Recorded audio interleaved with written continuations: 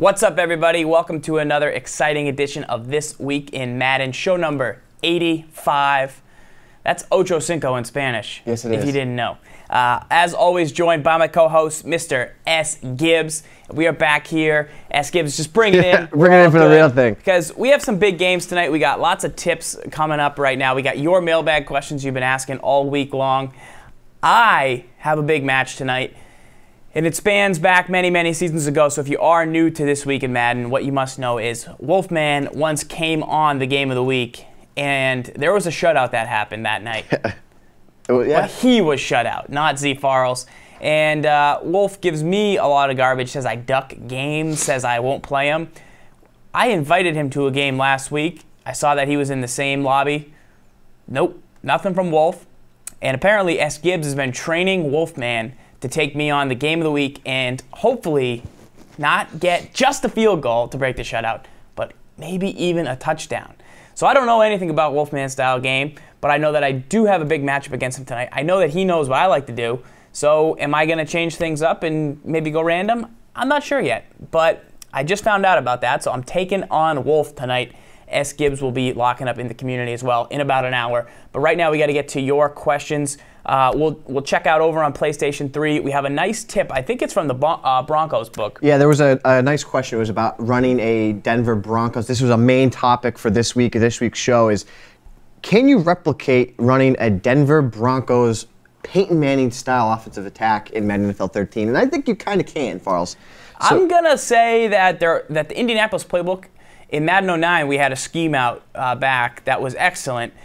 But since then, it doesn't have the running formations that a lot of players like to use as standard formations. But if you look at a guy like Calhoun County, what he does on offense, yeah, and also just to spread out and being able to audible at the line, I mean, you have plenty of tools to be able to run this scheme, and I don't know why we haven't explored it further now that the Broncos are excellent and they've stolen Indianapolis' whole playbook and brought it over with Peyton Manning. Let's see what you got for us. Love this playbook in 09. So I would say the first I would say the first formation I would probably definitely check out is the gun dice slot. And what I'm going to do here is come out in the curls, slot, shake, and Farrells here is on defense. So let me run you through what I would do for this first play. So first and foremost, I'm going to run a curl flat concept on the right side of the field, okay? Far left, I'm going to fade Decker. And then I think you got a man beater in triangle. I do. That's my point with that route. Yeah. And then with Moreno, no-shot here, I'm either going to streak him or I'm going to put him on a little in. So it depends, or I might block him, one of the two. So what I'm just looking for here is, this is kind of like a man-to-man, a couple of man-to-man beating routes. The Decker route on the left side will get inside position. And I know I'm going to have Stokely, who should be able to kind of beat his man-to-man there, as you can see. So here's something that just happened in the chat. Somebody said, I feel like it's going to take too long for a triangle to beat that route. I think Gibbs also, I think there's two windows on the triangle route. I think if you throw when he cuts back outside left, so throw a pass lead left before he even cuts. Oh, yeah, absolutely. I think you're going to leave the defender in the dust. So let's take a look at that one more time. So it's not that slow. And you don't have to motion snap. That's where you beat it. Before. I want it before. You want it before he breaks? Yeah. See, that's when I like it, but I'll give you what you want. Yeah. I'll do what you want. Okay. I want outside left pass lead. Right there. Bang. Boom. I like it. I like it. Because the defender's kind of guarding in front of it. It's kind of, the defender's like anticipating the cut. Almost, and now I feel like you don't really have to, do so, that. So this would be my base read, and obviously if it's man-to-man, I'm gonna target the halfback right there as well. Actually, Boley, you made a nice play there, Farrells. So naturally. And then 100 feet fumbles. Get there, Ramirez. No way. Manny Ramirez. No way. Manny Ramirez. Touchdown. He put a finger up just for the fans at home. So then obviously if it's zone coverage, you see I have my curl flat on the right side. So let's check that out. So that's my base play here. Then I have the flat. If I do get that scenario, boom, boom, bang. And Manning's going to be one of the best with Thomas. Very accurate. Now, what I'm going to do from this initial base play, I'm going to get my Peyton Manning on. I'm going to run the halfback draw. It's actually not a halfback draw from this set. It's a halfback sweep, so I have to put that as an audible. Yep. So now when my opponent starts to run a lot of coverage defense on me, I'm going to check down to the run audible down or to my audible halfback draw. And once that occurs, now I'm going to try and decipher, can I get that halfback draw to pick up positive yards against coverage defense? So there's that Peyton Manning-like check down. So, it's very similar to what we do all year, guys, is, you have the outs, you have a couple different man beaters, then you can dink and dunk them with the halfback draw. Now, when I get a heavy blitz from Farles, Yep. you're going to throw a heavy blitz at me here. The noise, the cheese. Give me the game. Give me back the game Absolutely. here. And Farles is manning the man in the battle station. the battle station tonight with the controls here. So when I get a heavy blitz, now I can check down. I'm gonna say, okay, they're blitzing me here. I'm gonna set up this FL screen like this: fade left, zig in the slot, and then outside fade, and then I have Moreno on the outside on the wheel. If a heavy blitz is coming, well, I'm gonna check down and beat you at your own game there. Don't blitz me, and then I'm gonna try and get out into space with that screen pattern. Yep. And then I also, of course, have a check down that I like if I want to get an isolated matchup with my halfback. So you can see how I'm setting this offense up in a way that I'm creating matchup problems. So if I want to against a blitz, I'm checking to the screen.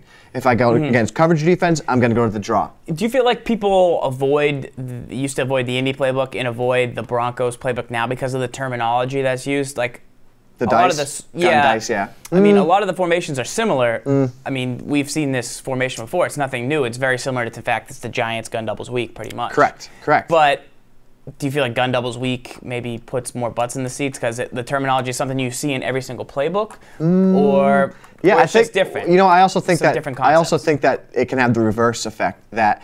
Oh, you know, people are gonna say, oh, well, actually, I run the gun dice week. You know, all like, you know, high and mighty, like, oh, buddy, you run gun doubles. Like, okay, you run. Yeah, you're running what everybody else. Oh, you're awesome, but you know, no, I have a hidden formation no one knows about. It's the gun dice week. So, I mean, I think it almost has the reverse effect. But you know, that's what I love about this formation. Because it's a lot rare. you can do. You can a rare item. You can isolate. You see the halfback angle pattern. A lot you can do. I mean, I think, you know, when you do want to get those isolation issues, when you're trying to take advantage of what your opponent is giving you, you know, you have a halfback like Marino who can catch out of the backfield, a guy like Ronnie Hillman as well who's effective.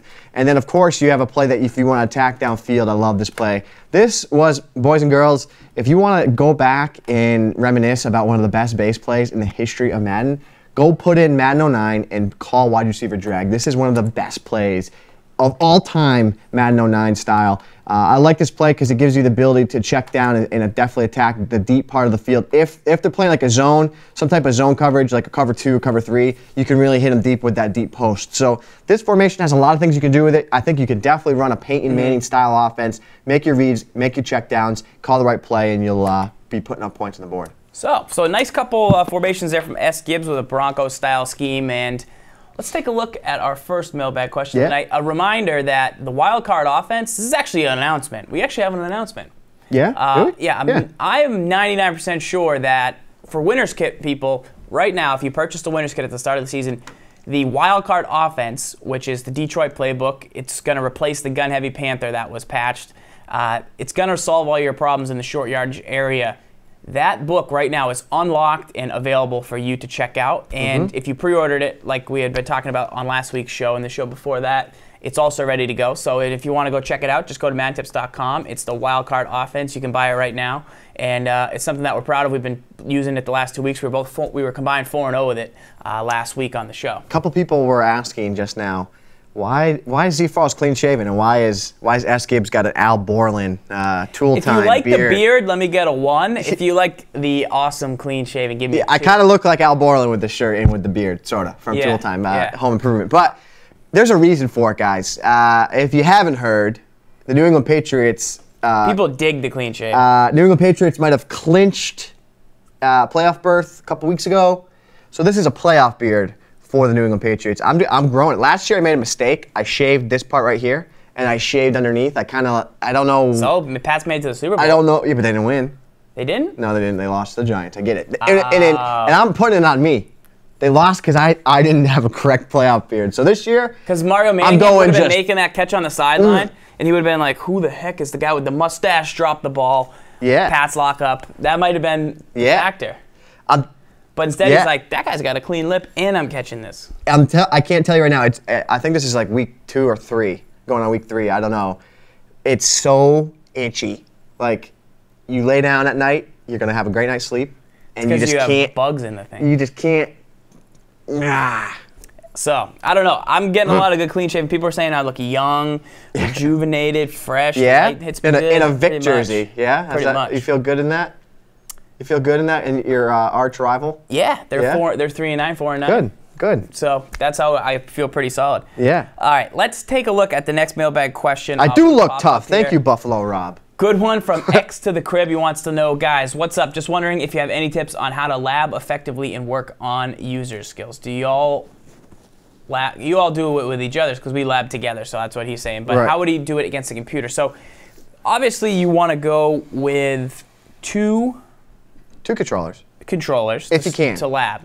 You always want to have two controllers, one on offense, one on defense. But what he's saying is then you kind of got it user on defense, but then you have to throw the pass on offense.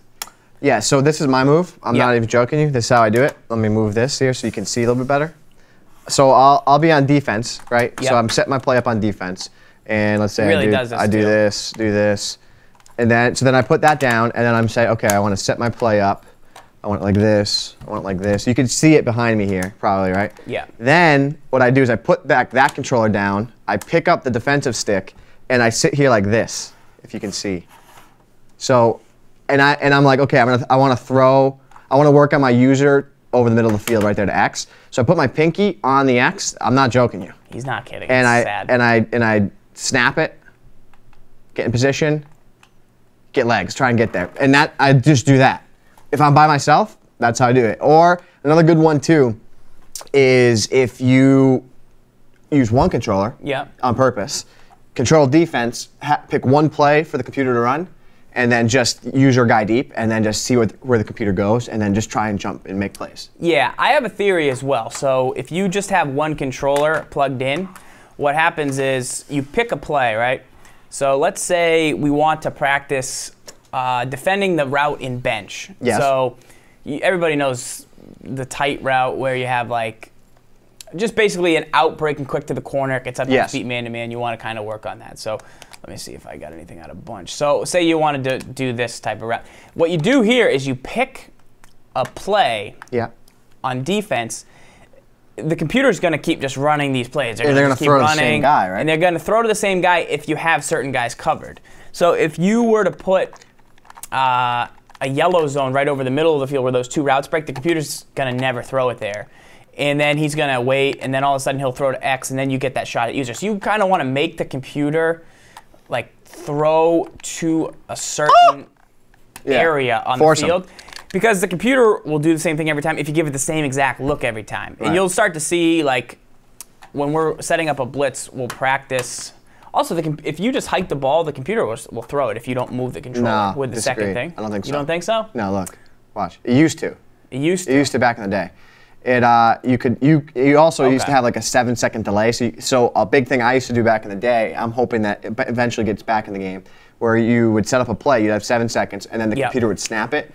So what I would do is, you could still do it, but you have to be super quick because the computer snaps it quick. You set your blitz up, and then you put Tom Brady or Peyton Manning as the quarterback, right? And then they make, like, in theory, they make the perfect read. So then you can find and see, okay, that's where my defense is weak, because that's where Brady and Tom are going every single snap of the ball. Give me a little out route here. I've been having trouble with the user press out there. I've been trying to R1 it, and then it bumps him off his route, and then I get lost. And lost in translation, I know what you mean. The whole point of user pressing, to me, is so that people won't throw it to that guy because he's user pressed and he's got a guy all over him. But what people do now is they wait until you're done user pressing, then they just huck it, and then all of a sudden you're like kind of flustered. So I've been working on that. That's something that I don't know if people are doing. I think trouble with that. I think honestly that you can do more than you think you can by just doing this. So okay, I want to throw to that X receiver. I mean, it just takes a little bit, but I think you can do more than you think. And it's going to feel awkward at first, but if you can get this down, you get this type of user down, then you can get any type of user down. I mean, you're playing with one pinky down, and then you're just trying to get a feel for things. Another thing, again, go to play unranked games. Right? And don't try and set up any play. Just say, I'm going to user everything I can possibly in this game, and that's it. And play games like FIFA. Get your thumb strong. Yeah, NHL. Got to get your thumb strong. NFL Blitz. Learn how to dangle. Learn how to think quick. So everyone thinks I'm wearing the Vic jersey to be ironic, but that's not true. I'm just rocking it because it was hanging on the wall with all the other jerseys. He actually had a stain on his other shirt. I got the Eddie George. I got the Z Farrells. I said I'll go with Mike Vick tonight. I was looking to have a jersey that had number 12 on it due to the 12-12-12. But yeah, we're getting ready to lock up in a little bit. That's our first question. Let's take a look at the next question here. We got from the Truth 26. He wants to know, It's a shame to say that he can't stop the run. He can stop the pass, but he's having trouble with the run-style defense. What about Rex Ryan's defense? What formations did they have, and how can I lock up the run from there? So we'll jump back into some game action here. Yeah, so jump to 360. So going over to the Xbox 360. So what I'm going to say is not necessarily, look to hit A. Can you read? Is it you? There you go. I'm going to say not necessarily look to the Jets defensive playbook. I have the Jets here. So a run defense that we put out on one of our last guides, our specialized defensive guide, was the 5-2. Yeah. Now I think pound for pound, to stop the run, the 5-2 is really, really effective this year. And that has to do with the fact that you're covering the line, and then you have the ability to, and I'm not going to get too in-depth with it just because this is for our guys that purchased the guide, but what you could do with the 5 defensive linemen, you can control each gap on the field on the offensive line, and then what you can also do is you can easily overload whatever side of the line of scrimmage you choose. And what I mean by that is shift the linebackers one way. And now you're going to see, look at, now we're overloaded to that side of the line of scrimmage, and now it's just, it's a big muck. I mean, your opponent is going to have to run into 2 free linebackers, and your job is to kind of control and patrol the weak side of the formation in case they do a counter, cut it back, anything like that. So again, Farles goes, and I'm also going to try and shoot the gap. And as you can see, there's so many bodies at the point of attack on the line of scrimmage, but the 5-2, in my opinion, without a doubt, is the best run defense in the game. Now, on last week's show, or 2 weeks ago, you gave away a run defense from 4-3 and also a blitz from the left. Can you show the 43 where you spread and you kind of had good gap control? It's all playing good run defense. It doesn't matter what formation. Ideally, you want to have the 5-2, but if you don't have that, say, you really want to make sure that you can actually just control the gaps from everything. And that's going to prevent a lot of people from running because it's going to look like you have 7, 8 guys in the box. You always have the ability to make that inverted cover 2 as an option, but it really depends on what formation you like to be in. Obviously, if it's 3rd and 1 and you know they're going to run it, you want the 5-2. But if you're just trying to play defense, 43 stack is our base defense in one of the guides. You want to have something from the 4-3 as well so that you can actually... Right, and I'm showing this here right now. We had a guy in the chat, Salty2980. That isn't actually a halfback stretch, but it's similar. He said, halfback stretch from Simulac Ace will destroy 5-2. I'm going to wholeheartedly disagree. Farles, you can run the ball here. Okay. My job here, again, to patrol the middle of the field, a balance formation, you can go ahead, snap the ball. And what I'm trying to do is, the strength of the halfback stretch is the ability to cut the ball and run outside. And you can see the strength of the 5-2 is that we have enough defenders out wide. We're controlling the middle of the field, so we play that one gap technique over the center. And then we also have our outside containment with, see how both the D ends are on the outside hips of the tight end? Yep. You cannot cut that run outside. You are not going to be able. If you try and cut that run outside, what's going to happen is exactly what happened there. You're going to get a block shed, and you're going to be in big trouble. Against the 5-2, running outside is a terrible, terrible idea. You need to be able to have discipline and cut it back inside. But the problem with that is that if I guess right with my user gap with the user defender, you're in trouble. So that's where I'm going to say the 5-2 is really effective. But I want to hit that point that Farles was saying about the 4-3. Yeah. So one more run defense here, and what you want to do is basically take from this. Okay, well, he gave me 2 run defenses, and what was similar about those 2 formations? So even if I don't want to use either one of those formations, what was it about those formations that he said made it good? It's about gap control. It's about making sure that you're going to be able to hold the edge. It's about having the ability to have a user defender to kind of fill in wherever the formation's weak. So for this specific run example, the strong side of the formation is to the right where the 2 tight ends are. And so you can see that we have plenty of guys over there, but Landry has to fill in that hole.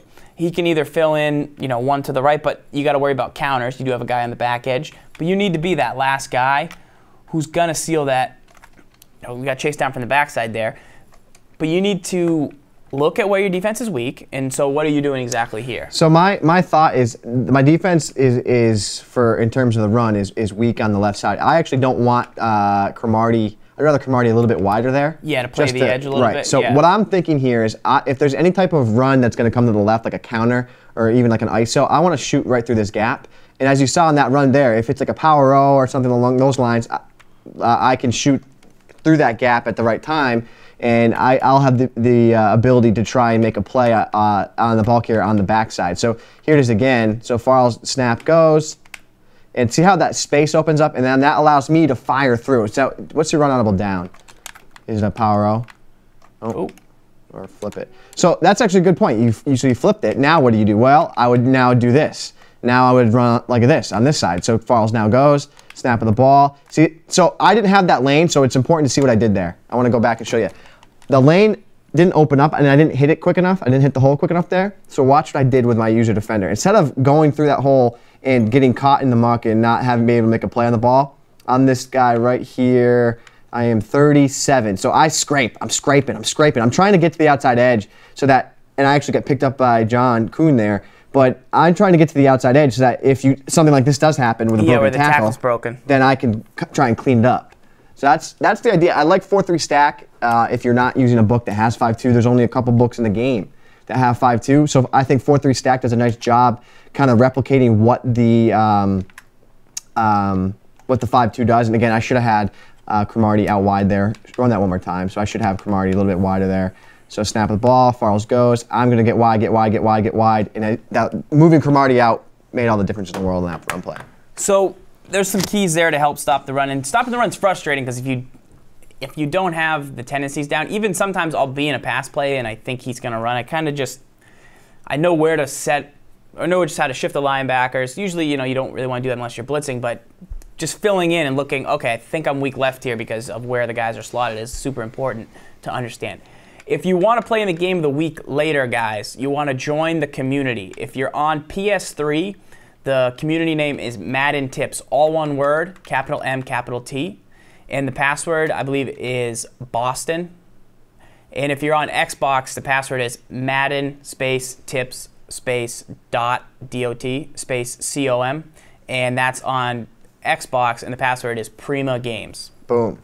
Prima Games, like we wrote the guide for Prima Games. So you want to make sure you get those in because you want to be. I'm already got my game locked up. I got an age-old battle against Wolf, but Gibbs will be selecting somebody from playing someone random on PlayStation 3 tonight and in the community. Join in. So join in and have fun, and also play a bunch of games because that's the way to go. Okay, let's take a look at the next question. That's how you lock up against the run, though. Don't be embarrassed. A lot of people have trouble, and a lot of people end up. It depends who you play, who's running the ball, because most people just give up. All right, question is from J. Mitch. He wants to know which pass leads work best with which routes, and when do you lob versus bullet? So good point. Good question there. Let's go over to Xbox again. Xbox, yeah. And the key with pass leads, and I'm going to show you some of my favorite leads. Against zone, you have to really be careful about what quarterback you're using. Because if you have the wrong quarterback, so here we have Aaron Rodgers, so we can use a lot of pass lead. But if you don't, and also one quick question, 3 notes for the community. 1, no onside kicks unless you're losing in the 4th quarter. Yeah. 2, no leaving the community coming back in. 3, no quitting on your opponent. No quitting, but also no blocking extra points or field goal attempts. So don't do that. All right, here we go. Back to the question at hand on Xbox we have about pass lead. So when I use a quarterback like Chad Henne, for some reason, because I like to torture myself, you can't do nearly as much with the pass lead as you can do. It's such a real thing, the pass lead. You got to put him on a fade. No, I was just trying to snap it. So you can squibs, because squibs are better. But the amount of pass lead you can use is way different. So on a route, so a good example is a fade. If you motion snap it, after 2 steps, we're going to get the inside release. You want to throw it up and in. So if my... That's an important note to make. How did you throw that, Pell? So if my... when I do the motion snap, I go to, if it was a clock, about 1:30, about 2 o'clock, and it's just kind of going to lead them upfield. But if it's a different quarterback, you can't go as much. You got to only go you don't go as far out on the ring, is that how I would explain it. So if you're looking at a clock and it's a circle, you're both, with both quarterbacks, you're both going up and to the right. But with Rodgers, you can really hold it against the edge of the circle, way out. But if it's Kaepernick, you got a gentle thumb off if you're using a lower short accuracy quarterback. And short accuracy, we didn't think factored in that much, but I think it matters way more than you think. So if you are switching over to a team like the Niners with Colin Kaepernick, you gotta remember how when we had when we used Alex Smith as the full-time starter. Yep. We took Colin Kaepernick and we sprinkled him in when we wanted to run because he's more dangerous athletically. Bigger arm too, downfield. When we took a look, now that we use Colin Kaepernick full-time, you still need to use Alex Smith if you want a short pass consistently converted. Otherwise, it's going to be in trouble. Same thing with guys like Russell Wilson. Same guys, all these lower-rated style quarterbacks, you got to be super careful with the short accuracy. It doesn't matter as much as deep accuracy, but it factors in a whole lot. I want to show you guys at home how you can test this theory to see what we're talking about. Farles, I want you to put the halfback on a streak. Okay. So what I want you guys to do at home is to first do this with Aaron Rodgers, and then I want you to take a guy like you said, Ryan Tannehill or a lower-rated quarterback, even Kaepernick, and then you're going to throw a streak to the halfback, and you're going to lead him. You have so much more. I don't know. This is a theory we have. You have more control over the receiver when you throw a good pass. When you throw a good pass with a quarterback like Aaron Rodgers, opposed to a guy like Colin Kaepernick. Now, this is something that we are testing. We have our lab coats out. We have our beakers. And I think it is a big-time truth to what this is, because when you pass lead with a guy that has elite deep accuracy, elite short accuracy, things like that, and you use that pass lead in those windows, you have a lot more control of the receiver when you click on and get to it to take advantage of the pass lead and then to make a play. Do you also think who you're clicking onto factors in, or do you think it's more the quarterback? No, I think it's more the quarterback, because I noticed a huge drop-off from going from Rodgers even to a guy like Alex Smith. Or it's also like the window of when you can do it. Like, you can't click on right away. With like Kaepernick and Smith, if I throw it right away, I have no chance of clicking on and moving my guy. But with Rodgers, I can throw it right away and I can still click on and move him. So I want you guys to go home, or you're at home right now probably watching. I want you to test this out for us and give us feedback and let us know, because I think it's a real thing, and that even puts more importance on having a elite quarterback. And this is something that I don't think anyone's even talked about this year, and I would like to get your guys' feedback and to see what you guys all think, and we can really kind of come together on this. Yeah, and basically for a lob style throw, I never really lob the football if I am over half field, because right now, if I was to lob the football, if any of these guys, X or B, beat their man, so as soon as I know they're beat, okay, I'm going to lob it to B, he's got him beat, it just takes way too long to recover, and then you get that same type of pick animation from Cromartie. You're not going. So you got to kind of be back. The one thing about lobbing the football this season is like on flat routes, and I showed wide receiver screens last week, you can actually lob it. Like I could lob this to Green, and like last year's game, it would be a super lob, but here he kind of catches it in stride, and it's an easier pass for him to catch. So feel free to lob it if it's a short like swing pass or the guy's open, because they don't moonball it anymore, thankfully. But if you're gonna hit it to Grant, I mean, I can't lob it any further. Like I'm trying to, it's like that's a good time to do it. Great time to lob it there. But here's the thing. Don't sack me, but I'll tell you when I would not lob it anymore. So there's a point where the receiver's too far away from the quarterback downfield for you to lob it. So I'm never going to lob it after right now. Like that's when I would lob it. Like now if I lob it, usually the defense can catch up. By the time, right there, that's the problem. By the time he gets to where the ball's going to go, he's already past it. So you can only Yes. Give me more. Give me more. Give me more. Give me more. Give me more. Give me more. Give me more. I'm chicken winging you. That's a safety. No! Go! So, yeah, you can only really do it about 30 yards downfield. You can't lob it after that. Then you got to bullet it, because otherwise it takes too long in the air. So that's a couple factors in, but definitely when I throw outs, I do use a little bit of pass lead to the outside. See, yeah, and I that don't. kind of sets me up for the hips. He doesn't like it. I don't, because I think you get more overthrows when you use pass lead. Exactly. I just lay off. I lay off. See, I don't go full on outs. I just have a little baby tender so you can get the hips don't lie. Much like my excellent clean shavenness, and I just have a great touch. Can you even grow a beard? Yeah. My beard is weird when I want to. Yeah, your beard is weird. All right, so that's about pass lead. Next question here. From J. Mitch, an important question for the special teams guys out there. If you want to have 99 special teams, you, of course, need to utilize your depth chart because you want to make sure that you're getting playmakers in like Clay Matthews, Navarro Bowman, guys with hip power. You want to make sure that you can put these guys out on the special teams field. Now, NFL teams don't do it. Pats, obviously, Rob Gronkowski. Should I be placing these guys in the game? I would say yes if they're doing the tackling. If they're the guys being tackled, you probably don't want to use Randall Cobb. If he's a huge part of your game plan and you lose him, you're in deep trouble.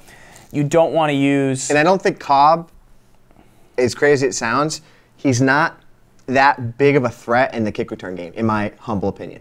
Because if you take a look at his speed, he doesn't have breakaway speed.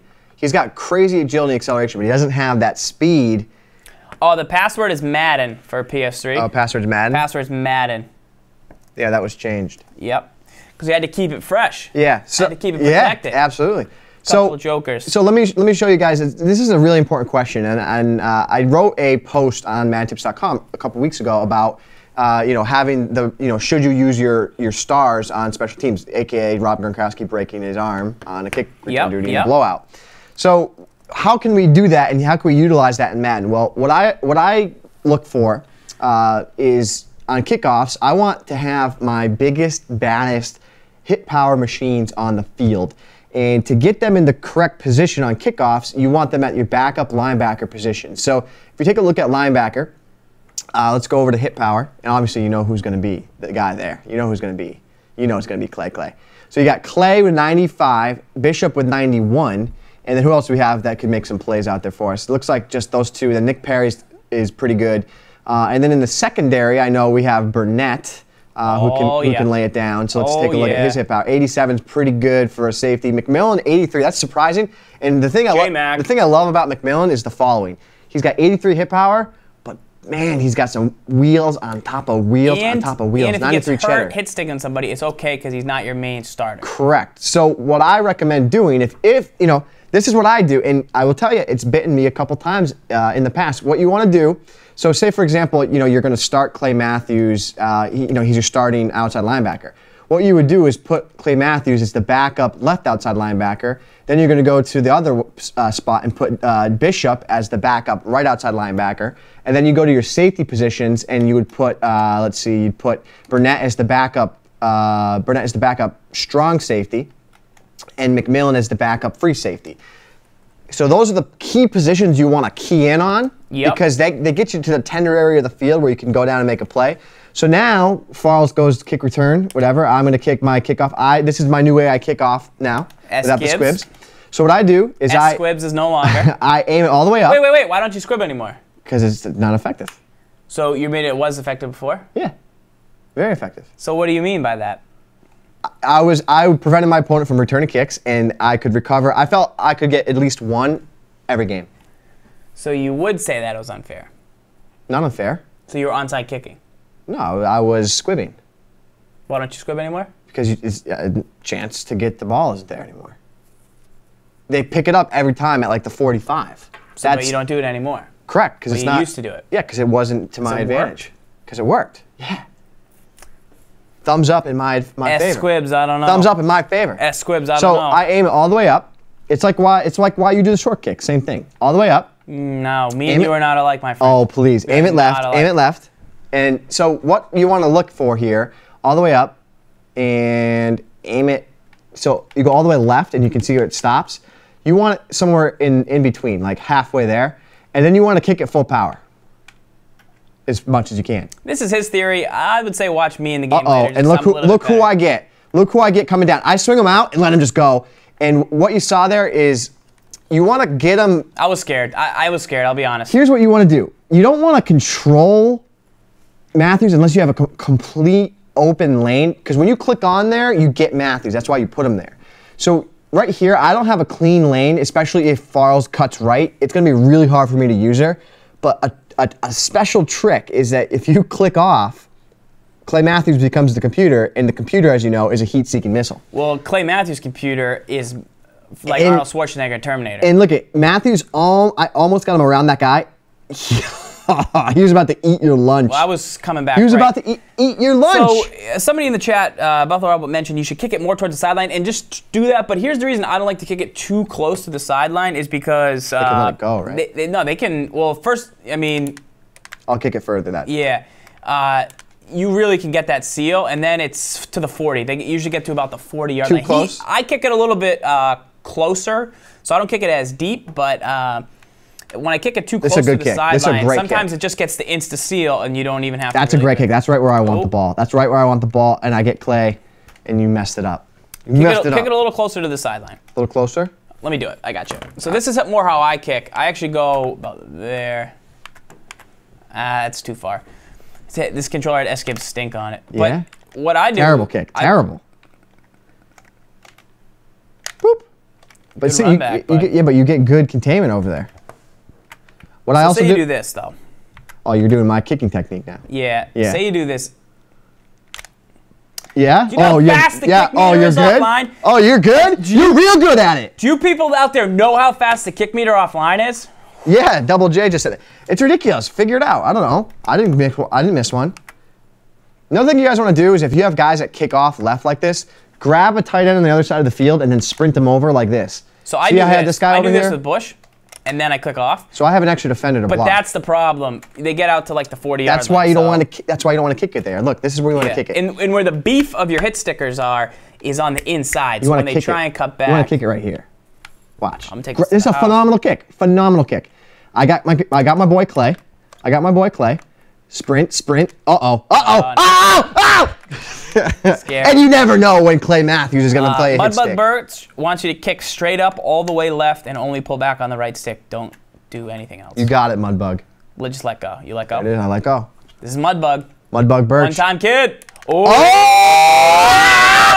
Oh, that's dangerous, though, Mudbug. Oh! Clay! Cumberland Farms. I like it. To the house. I wasn't ready. I wasn't ready for it. I got you this time. I like it. I like Mudbug. So who is this player that's running at me? Bush? Jarrett Bush. So you'd want to put McMillan You where could get Bush McMillan is. there. Yeah. So here's the kick. And then you'd probably force me to hit fair catch.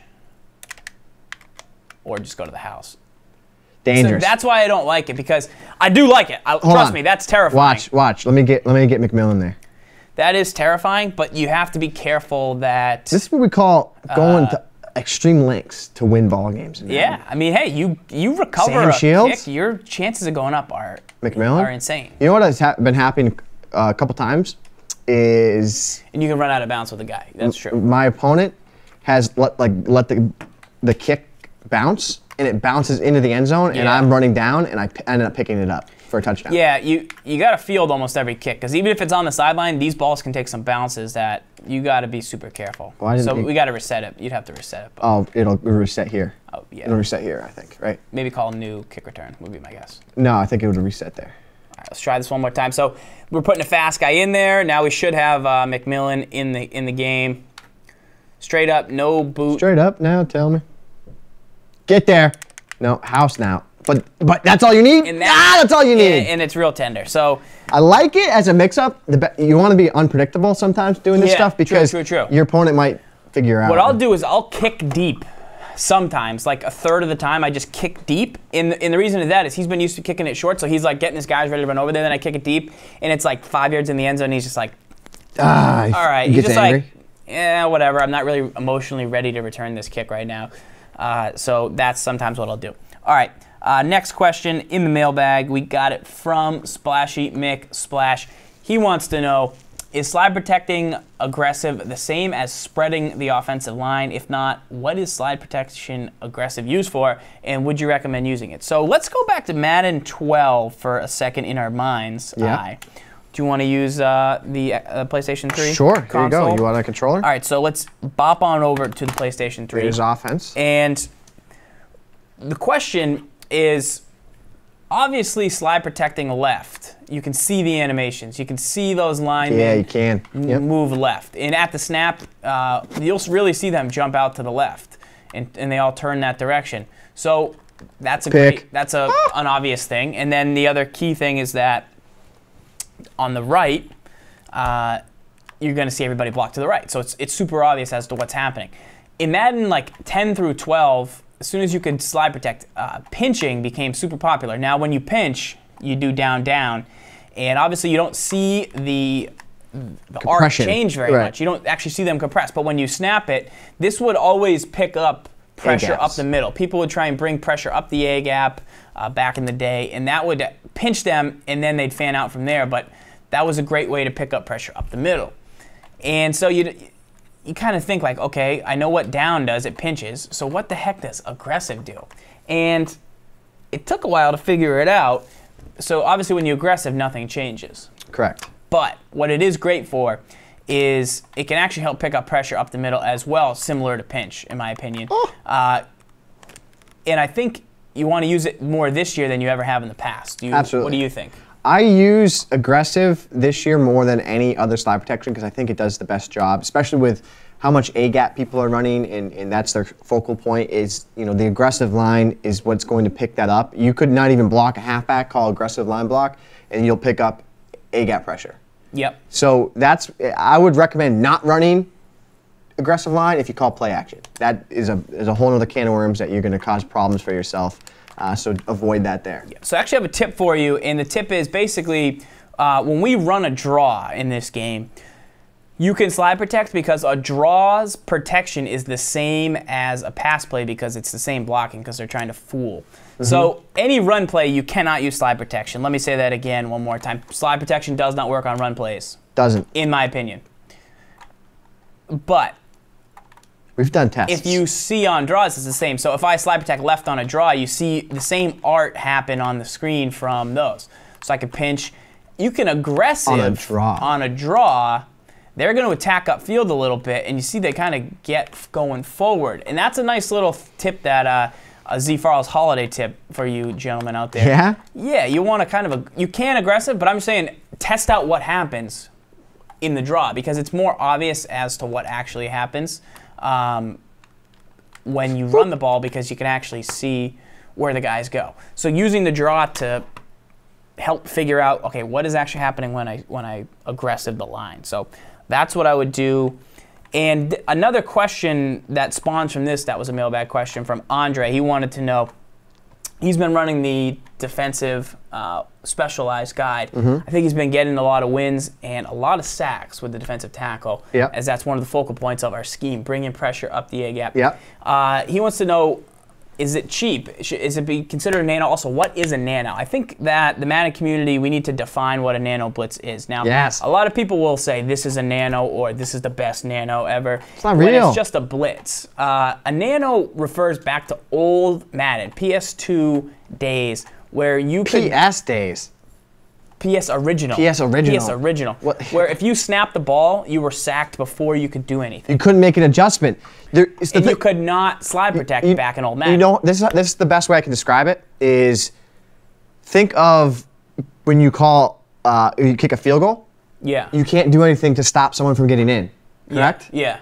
That's what it used to be like when you played Madden without slide protection. Go back and put Madden 08 in on Xbox 360 or PS3. There was no slide protection. So what that was you could call a nano because you could get it every single time. It didn't matter what you did. But now with slide protection, it gets rid of nanos. And nanos back in the day were blitzes that were used that sent 3 guys max. We're not talking 5 guys and then you call the nano blitz. Here's the thing. This freaked me out, okay, about just the Madden community in general is you call it a nano to get like the publicity around it, and then it gives it a negative connotation that, oh, you set up a blitz that's effective and it gets in, therefore it's a nano blitz, therefore it's a glitch. Because that's what people are looking for, but people are jumping on that bandwagon that, oh, it's a nano, therefore it's a problem, it's a glitch. It's not, it's just a blitz. Nanos don't exist. They do not exist. Show me a nano and I'll tell you I'm wrong, but there are no nanos in Madden NFL 13. There won't be any moving forward. You can easily use slide protection to pick up any kind of pressure, block halfbacks. Different types of protection will give you different types of results from certain blitzes on the offensive line. And that's what the best players do. They determine how can I actually pick up this pressure. If you watch Madden being played at a high level, there are sacks, there is pressure, there are things being set up, but there's adjustments and counters to everything. And that's what makes something not a nano. If somebody sends 6 rushers against 5 offensive linemen and gets a sack, not a nano. It's not a nano. it's just a sack. You overload blitz them. So just determining what it is, and just because your opponent can't stop it, and then they send you a message and says wham, wham, wham, nano, wrong. They're not watching TWIM. They're not studying as hard as you. They're not getting the guides. They're not blabbing those in practice. They're not getting setups, different pressures off of those when they go one way. And that's how you win games in Madden. Let's talk with Doc here. Doc in the chat is saying, Gibbs, you're my man, but I don't know about the nano comment.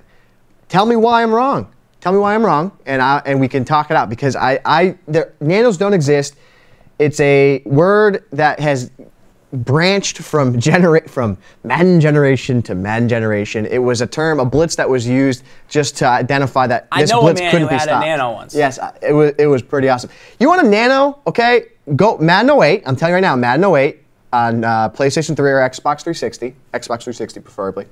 I want you to call any play in the game, defensive play, that has both defensive ends on contains. What I want you to do is to go pinch your defensive line, crash it in. That, ladies and gentlemen, is a nano. It was an A-gap blitz that you could not stop with slide protection. You could not stop it. There's nothing you could do outside of power blocking a halfback or motioning a guy over and trying to pick up that gap. That was a nano. You could do it from a formula that people did was quarters normal. The play was called DN contain. Both DNs were on contain routes. You pinch the line, crash it in. One guy from the defensive line would fire in through the A-gap, and you were running around like the chicken with no head, trying to avoid the pressure.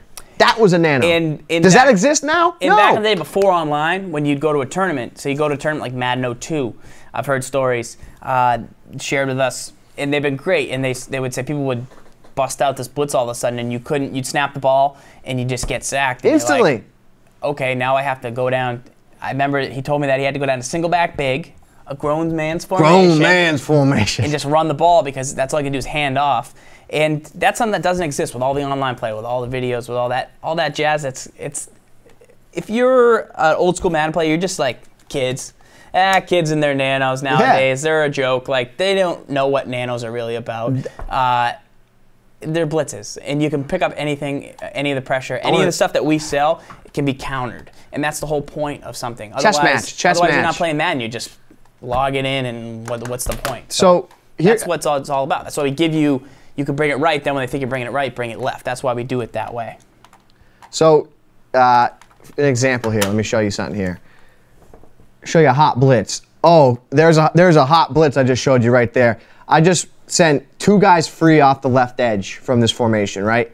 That is the most unstoppable nano of all time. You can't stop it. This can't be stopped, right? Nano, can't be stopped. Can't be stopped, right? You get those messages from people, or someone that isn't willing. You're cheap. Why am I cheap? I'm overloading that side of the line of scrimmage. I'm setting a blitz up, and I'm overloading that left side of the field, getting my guys free. So you need to make an adjustment, maybe flip your formation. A great way to do that would be flip your formation, block the halfback, slide your line left. Caged. Here we go. Oh, what do you know? Oh, I have time in the pocket. Curl. Done. So there you have it. The most unstoppable blitz in the game. You send two free off one edge. Both guys were picked up with two adjustments. So don't sit there and tell me that there's a nanos that exist. You can't stop something. You just got to put more time in the lab. And that gets me so fired up. That's what grinds us. That grinds my gears. Also, I'll battle forever about that. Passionate beard. Yeah. Passionate beard. It's like Al Borland. All right. Next question from Tilt2G. He wants to know, how do you guys feel about option routes in this year's Madden? Also, what do you think affects a receiver's decisions on what route should be run? Is it a culmination of a lot of stats like awareness, route running mixed in with that, different defenses, or is it something specific every time depending on the coverage? He hasn't really heard anyone talk about this, and depending on what coverage, what routes they're running, should you use it and just run an out or a curl on your own? Because it is dangerous, because those things can be unpredictable. So let's take a look at this question in game. We'll go find ourselves an option route, and I know one really good one is Carolina had one. Oh my! It was so good. Yeah, from tight end option. Tight end option, gun heavy Panther. What was great about it was in the red zone, it would be a stick route, so it would just go up like 2 yards, turn around, like you run in every flag football game you've ever played. Like, I was gonna go in the end zone and turn around. Yeah. And you just kind of go and do that. But also, if they covered that, he would just break into an out, and you could just pass lead him outside. So that was what made that a cool I think we might have one from play. But no. One thing I would say about option routes, if you really want to know how they work, and pretty much how I beakered in lab-coded routes was, I played a lot of NCAA football. Obviously, wrote the guy for NCAA football as well.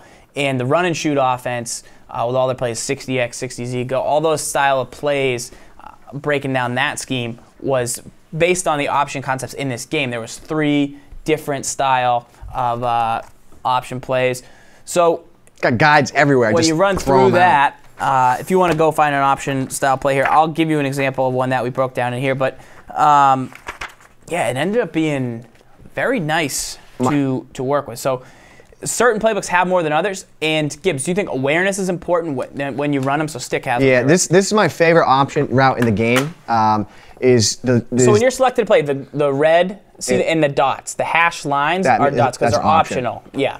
That means, so what that means is that your receiver, based on their awareness ratings, they're going to read the defense, and they're going to determine what the defense is in, and then run the appropriate route. So how this is supposed to work, when you see these 2 routes, these are the same 2 routes that you see in the Gun Heavy Panther tight end Stick. Now these are my 2 favorite, this is my favorite style of option route, because if it is man-to-man, they run short, quick outs, and you know how badly outs destroy man coverage this year. So as long as they make the right read, you can see, wow, they're going to burn the coverage. So in theory, this play is almost unstoppable, right? Because as long as they make the right read, but they do make bad reads every once in a while. So that's what I like about this play, is that if you don't have to read the defense, your players do it for you. Why would you say that they make bad reads? Do you think it's awareness, route running? They think the coverage is different? I think it's the awareness rating that's my opinion. I don't know, you might have a route running theory, but here's the zone. Here's the zone version. See how they sit down in zone? You can't be late on that throw, but they sit on zone because that's where they should, that's where the zone's going to be weak. Do you recommend a guy like Wes Welker running option style routes? Love it. I want Wes because he's going to have better catch in traffic. Yep. And he's going to run a crisper route. But I think that in terms of reading the coverage, I don't think it really matters. I think it's based on your awareness. That's my opinion. I don't know. Okay. So yeah, I recommend if you want plays that have multiple option route, you check out NCAA football because it's got the run and shoot. Like I said, it's got routes, streak routes on the outside that could either turn into post curls or deep routes, and then they run them on both sides. Then you got a slot that can also streak across or post across the middle as well. So there's tons of stuff in that game, like Hawaii's playbook is ridiculous. It's ridiculous. It's from guns, or it's like a single back spread or like a pistol spread. Yeah, I love that because you have every guy's an option. Yeah. This is a throwback right here. This goes back to old guys on the site, like Madden 06. It was called the RJ bomb. This was a deep throw. It was an option route, and the receiver or the tight end either ran a post or he sat in a curl, and whenever he ran the post, it would make the safeties like freak out and jump at the post. I thought that was a pump fake. No, see, I call it the S. Gibbs bomb because I tried to replicate what he did, but I could never figure out. But what he actually did was it was the option route, and that would draw the safeties down. And then RJ, he was a known guy, won a couple Madden challenges. He would just lob it deep, and he used, I think it was the Raiders, and he had Moss just bombing it deep. So old school guys might remember that. Old shout out there. And that is good stuff. That's your Madden history lesson from S. Gibbs today. I'm just going all history tonight. I'm just living it up, living the dream. Living the dream. But yeah, so that's something you want to try out. You'd hate to have the guy run the wrong route in a big moment and then all of a sudden you mess up. So you got to really practice it if you're going to do it. Make sure that it's a guy who knows what to do in the right situation. Let's take a look at the next question here. We finished that one up from Tilt, and now we're going to head over to Double J65. He wanted to know, can you discuss the concept of crashing your defensive line and the effects each type of crash has, including which one would work best to generate pressure and also which one would work best against the run? Yeah, this is a really good question. And what I want to take a look at is the following, and what you want to do, because this year especially, something changed with crashes, okay? So what I want you to do, well, you're on offense, but stock what you see, you have the ability to crash left, crash right, crash up, and crash down. So whenever in the years past, whichever way you crashed, that's the way the entire line would go. So if I crash left, you can see now all their blitz angles go left. So snap the ball, you're going to see my DN is going to go way wide, and he's going to try and come back and loop in. So I see that, and I don't think that's that effective, right? Now I can crash right, and I'm going to get the same scenario. Snap, he's going to crash out wide, and then he's going to swing back in. Again, not really that effective. So to me, I don't really want that for a general pass rush. Yep. And then you also have the option of crashing down. And the thing that's unique about this year's game is you get a couple different things that never used to happen. So typically, the DN on the left side of the screen here, he would crash in like the opposite DN, like tuck. But for some reason this year, he crashes out. So this creates interesting scenarios where you can try and create pressure. So what I mean by that is, well, I see those two guys attacking that A gap. Well, what would happen if I blitz Blackburn off the edge here? I have no idea. I've never even tried this. But what I'm saying is, try it out. You get 4 guys after the quarterback on one side. He came in free, but the tackle recovered, or the guard recovered. So that's one thing I would know about crashing the line. And the next thing I would know is if you crash up, what happens? Well, now look what you get. Now you get 2 guys crashing right and 2 guys crashing in on the left. Well, what happens now again if I blitz Blackburn off the left edge? What's going to happen? So on the snap of the ball, you're going to see, uh-oh, we just found a concept. A universal concept we just found. So that's what's important about looking and finding crashes. That would be your pass rushing stunts. concept. Correct. What about for stopping the run? Do you have any theories? Maybe crash down. I like crash down against draws. The draws. And so here's a run concept against draws. As we crash the line down, you get the 2 defensive tackles inside working against the center, and from there you can really kind of do whatever you want with the 2 outside guys, and you can actually penetrate the middle. Those 2 guys will take on those 3 guard, center, guard that are so important in actually getting upfield to make the draw more effective. So let's take a look at that. We really want those 3 guys. That's why sometimes I do aggressive up. Those 3 interior linemen on the Broncos, we want them to push upfield, but they can't when those 2 guys approach them and things get bottled up. So that's how we'd stop the run using different crashes. But one key I'll give you, one tip to check out is when you have defensive line crashes, look for ones that are stock on certain plays and certain formations that are just different than others. So obviously you can come out in any formation and crash up or down or left or right and get the same results. But with certain plays, like certain dime formations have ones where the DNs are like weird angles. Weird on 2 of them, but they're regular on 2. So try that play and be like, why is this weird? See a weird route, try it out. So why is this guy crashing in important? Why? Yeah. Why is he doing that? Why is it good? Why is it bad? Then why does this blitz work? Why when this one doesn't work? Because is the line crashing different? And like it doesn't look super different, but there's small things where well something's up there. Like for example, like MLB blitz. Let's look at Firefox Zone. In Firefox Zone, same idea. So you take a look at it. This line here. Why? So now you look at this play, and you look at it and you see, okay, look how unique those angles are. What we always say is run it stock once. So far, I'll snap the ball. You run it stock once and just see what happens. Okay, throw it away. He gets out. He got out of bounds. Now what we do is we ran it stock once. We go into instant replay. And now I'm going to take a look. Okay, obviously the blitz is designed because the slot corner is coming. So the blitz should be coming off that right edge or from the middle linebacker. So let's zoom in on the offensive line. Let's see what's happening here. Let's take a look. So you can see that the pressure should get in, but the guard slides over to get him. So now to me what I'm thinking is, okay, the guard's causing me a problem here. Well, what happens if I blitzed 99 straight down?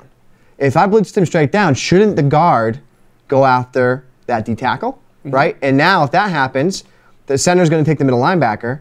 Shouldn't my slot DB get in? In theory, right? That's how, that's what we're thinking here. That's what we're going to try. That's what we want to see if we can make happen. So this is how you kind of formulate a blitz. So snap the ball. Will that work now? Okay, so it still didn't work.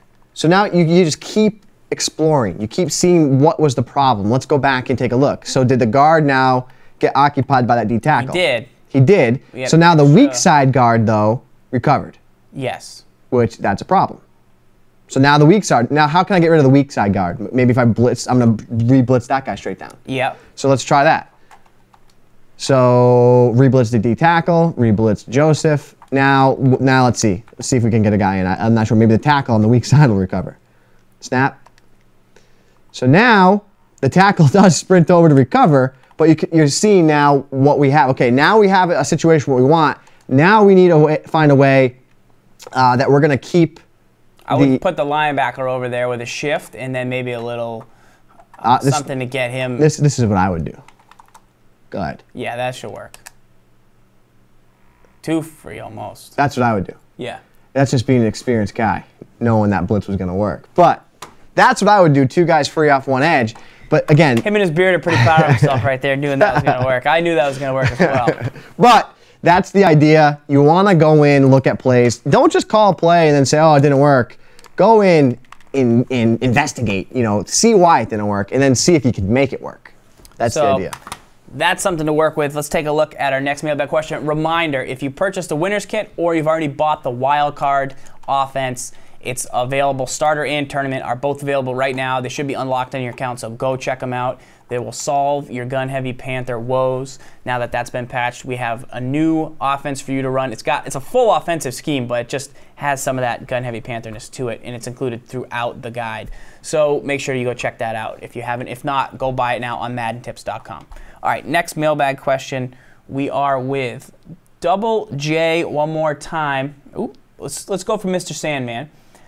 Does the press attribute have an effect on how tight the CB plays the wide receiver after the snap of the ball, even when he's not pressing? And would you recommend using the 46 playbook with the Niners? So press have an effect? I don't think so. I think press is mainly just for literally how they chuck. Yes. Yeah, I don't think they stay tighter if they're pressed. I don't think so. So we talk about this all the time about just strictly press coverage, right? So you think about press coverage, you think about the outcomes of when you press. So there's 3 different outcomes when you press in Madden. So let's see. You got MLB Blitz out there right now. I'll call this and I'll call press coverage. Okay. So you have 3 different things that could happen when you call press coverage. You could either snap the ball and just see what happens. Here's one of them. I know that one of them is going to happen. So you called play action, and then you threw to the left guy. Trying to mix it up on Mayor you. Struggle City there. Trying to mix it up on you. But again, the idea is there's 3 things that can happen when you press. Are they going to hold tighter? Here we have the higher press rating, and you can see that's a standard press animation, right? Yeah, it just gets a little bit inside, messes up the timing a little bit if you were going to quick throw that. So that's basically what you want, because if you do get like a hold style press, which is real aggressive, that's the real good one. So you want press. That's great, but at the same time, that lends itself to more.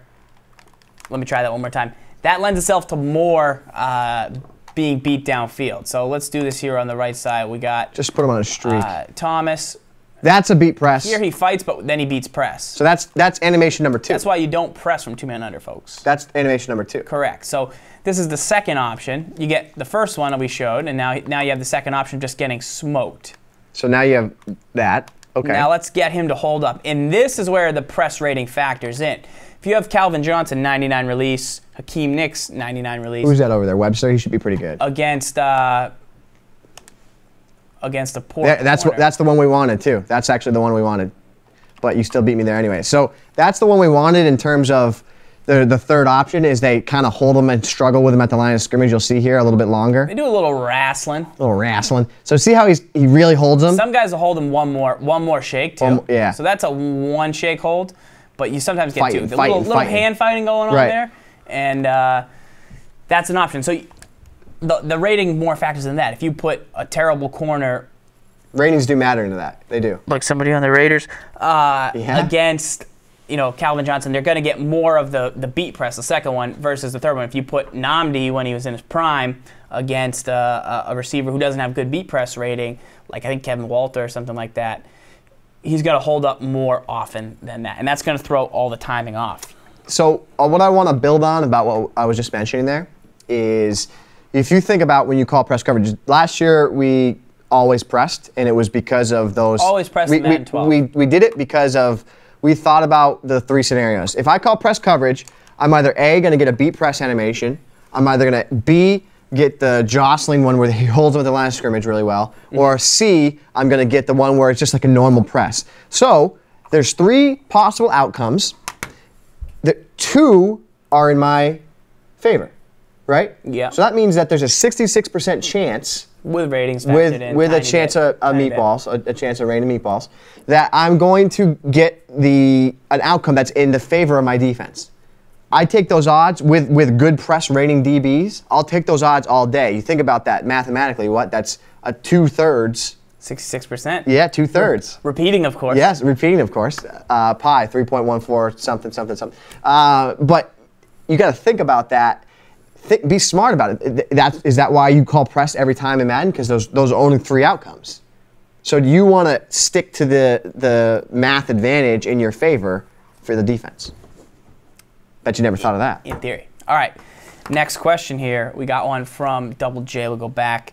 He wants to know, any tips for playing offense against players online that like to change their defensive look, the amoeba repeatedly before the snap? Example, they flash in and out of press, or that makes it tough to run a concept like curl flats because it's hard to get an idea of what they're actually going to do. And on the other note, is it even fair? Is that cheese? Is that realistic? What do you think about that? I don't think it's cheese.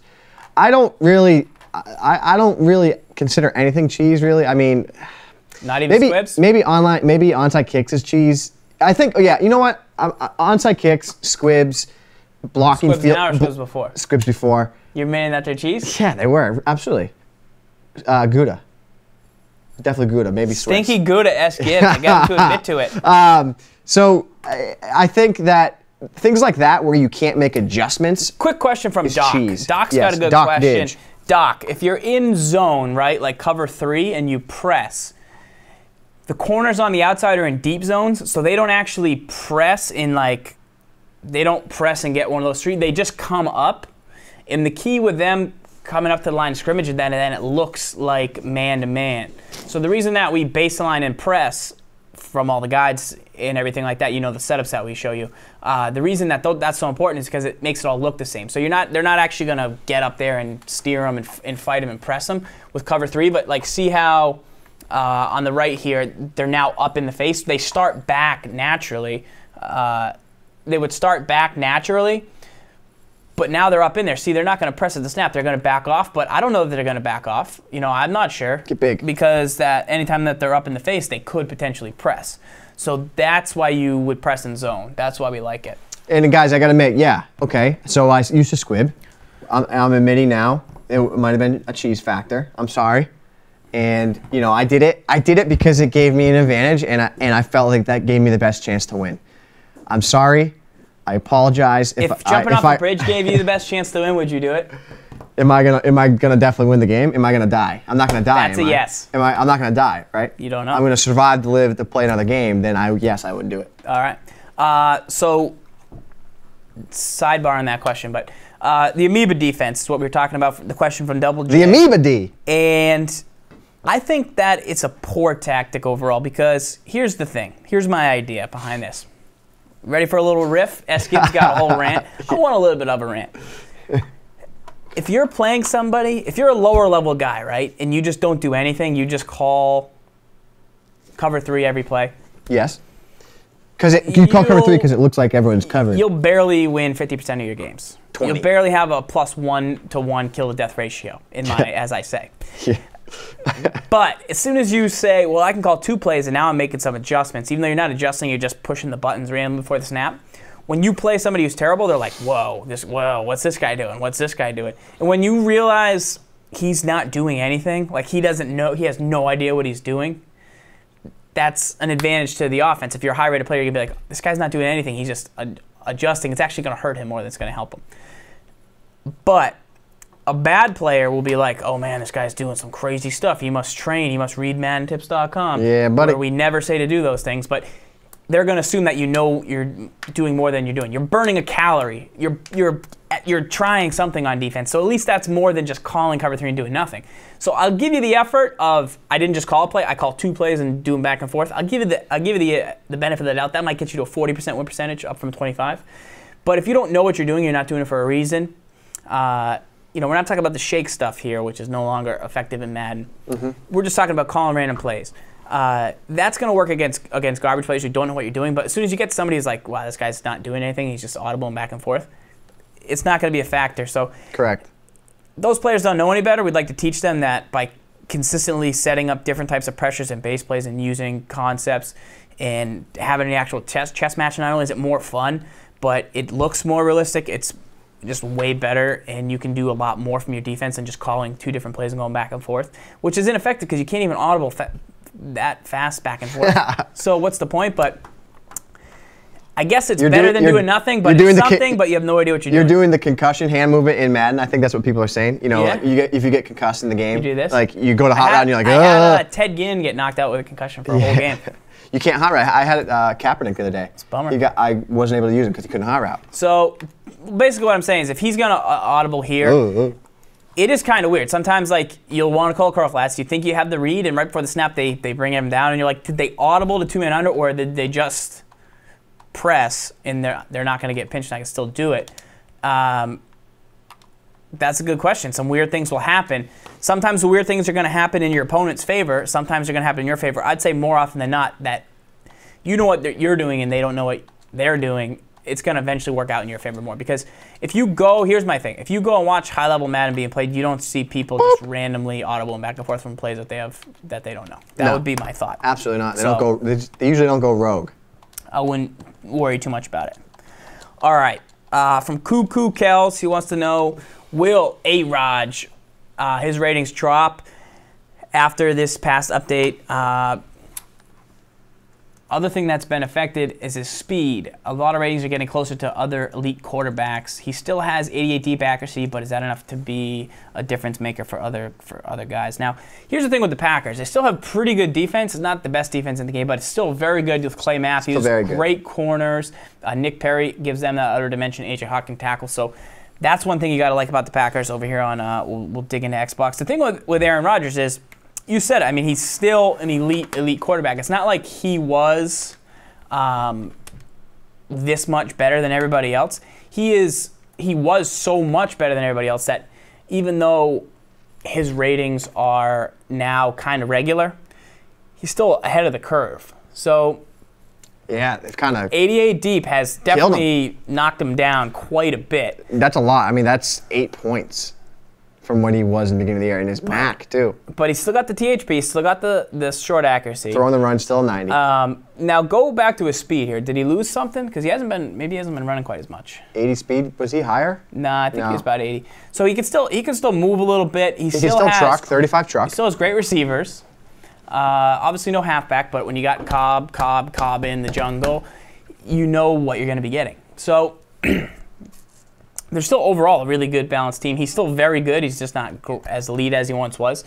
So don't jump train on them yet. You want to back out and take a look at all the quarterbacks? I want to see now who the elite quarterbacks are. So yeah, I actually haven't checked. At the start of the season, Eli Manning had 96 deep accuracy, and he doesn't have that anymore. With Rodgers too. I think he got that 96 after the Super Bowl throw. I swear. Which one? Which throw? Because I would say 96 deep accuracy is elite. You know what I mean? Who's with me?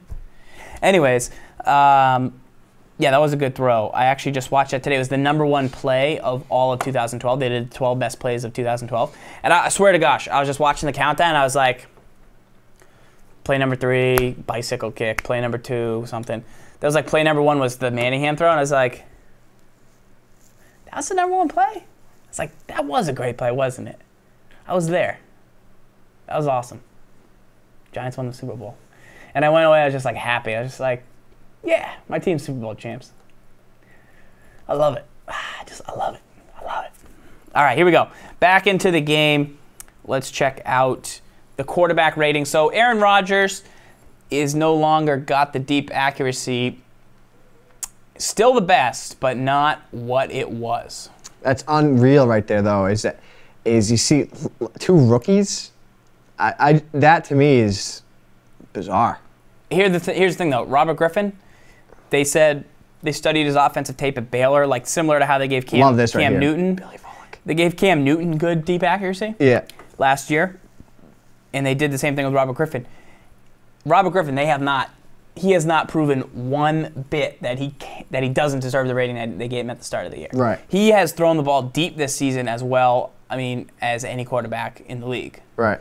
So there's a lot of factors that go into the deep accuracy. I mean, Eli Manning throws more downfield last year, and then a little bit this year when he had the receiving core more than any quarterback in the league. He attempts more passes over 20 yards. I feel like that's worthy of, even if he doesn't complete them as high of a clip, he throws more down there. And obviously Josh Freeman has the big arm.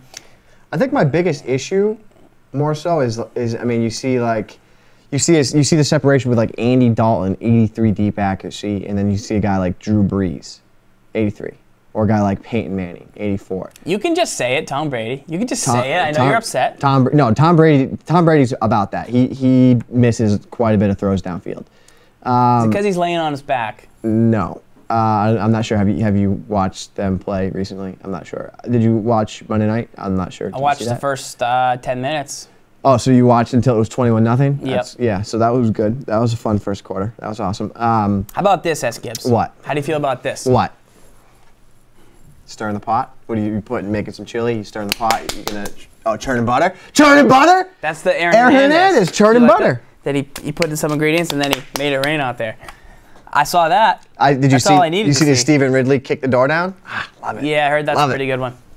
So, yeah, these are your quarterbacks, but basically your deep accuracy. I think it's a real thing that it does open up the door. I mean, my big thing before was, you played with Rodgers because he didn't miss throws. I mean, I think you see Rodgers now, and I would say you probably go as low as 84-ish in that department and start checking teams out. I mean, Pats are getting viable. I do like the Packers. I like what they bring to the table defensively. Like, I think their defense is really, really good. I think it's one of the better defenses. What's Russell Wilson's deep throw? Seahawks? Yeah. I think it's like 80, 82. 82. I mean, he takes a lot of shot plays downfield. He'll take a chance. He doesn't necessarily. And then you have your man, Cap Daddy. So you go best defense in the game. And look at the deep accuracy. I mean, the throw power.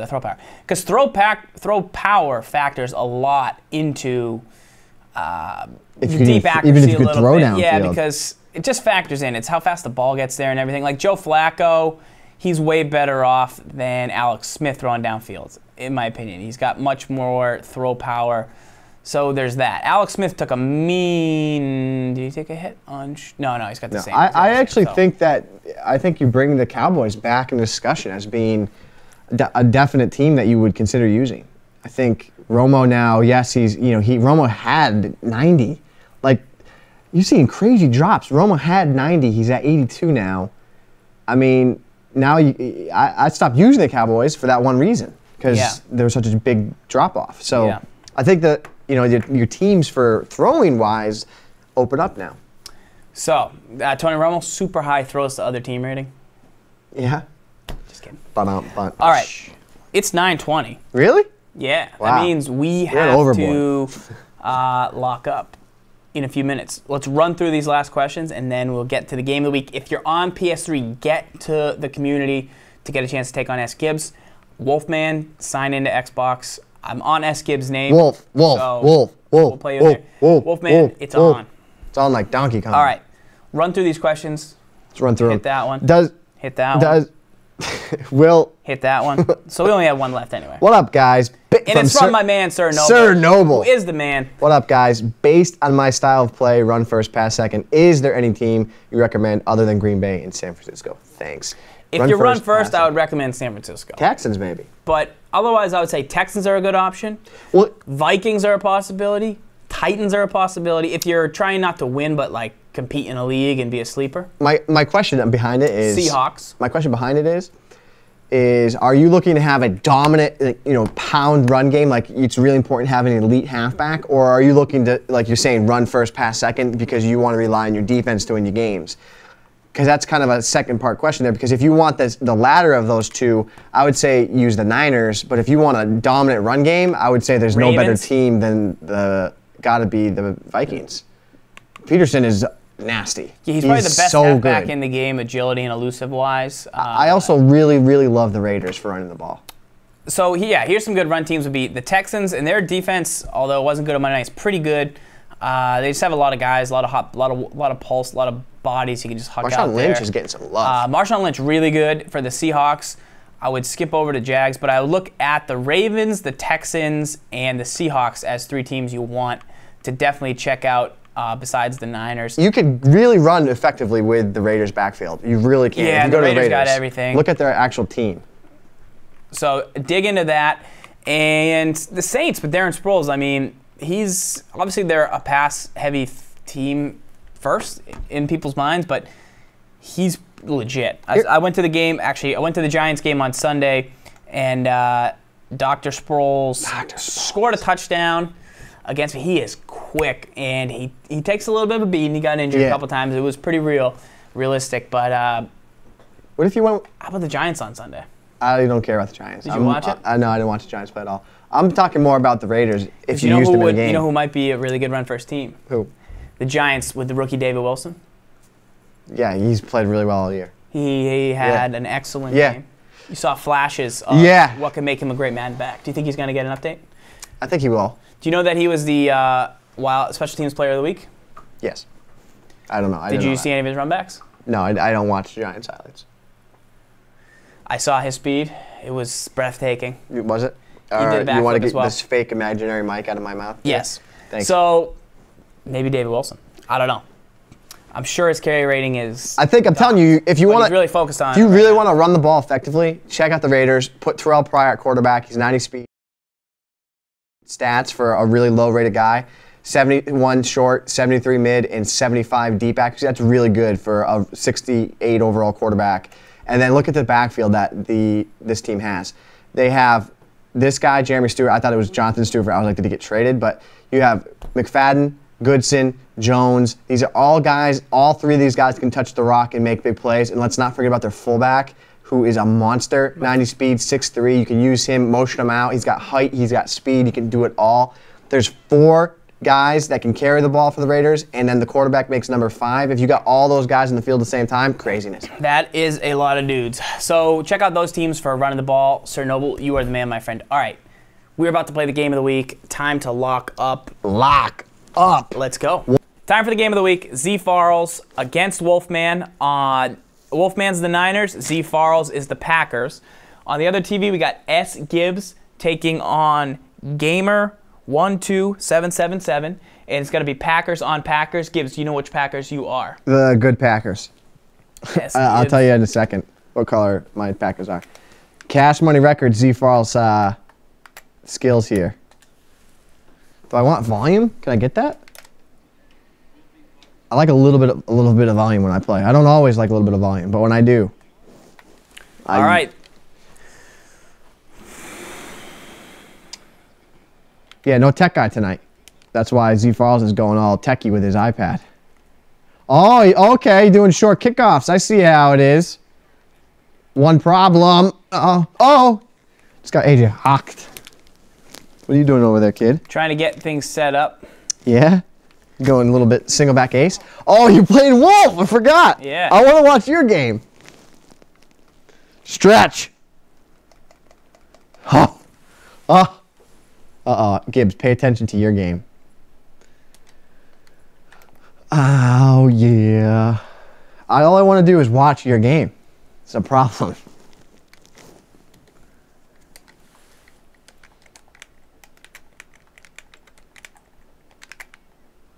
Uh-oh.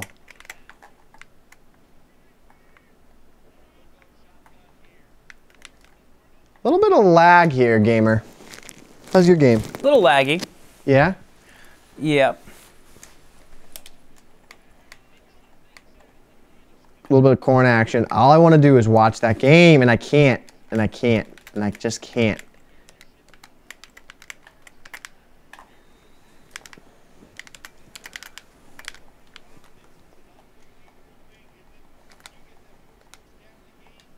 Just tried to Z Farrell swoop me. So he's running left with stretches. So I've got to adjust to this.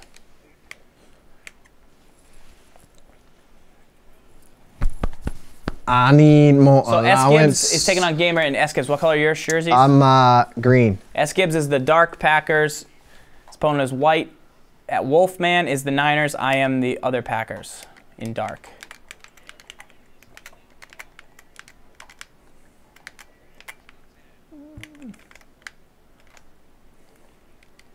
Good cut by Wolfman, getting back inside. So what I tried to do there was just contain the edge on the stretch run, and I made him cut it back inside, which helped him to a minimal gain for 5. So we'll see. Wolf needs more allowance.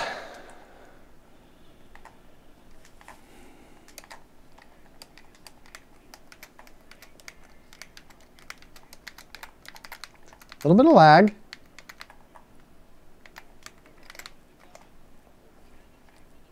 Good scrape by me. Go, Jordy. Get downfield. Go, Jordy. It's your birthday. Good misdirection by him. Good switch up. I think he's ran a stretch from every formation in his playbook so far, which is good because that keeps me off balance.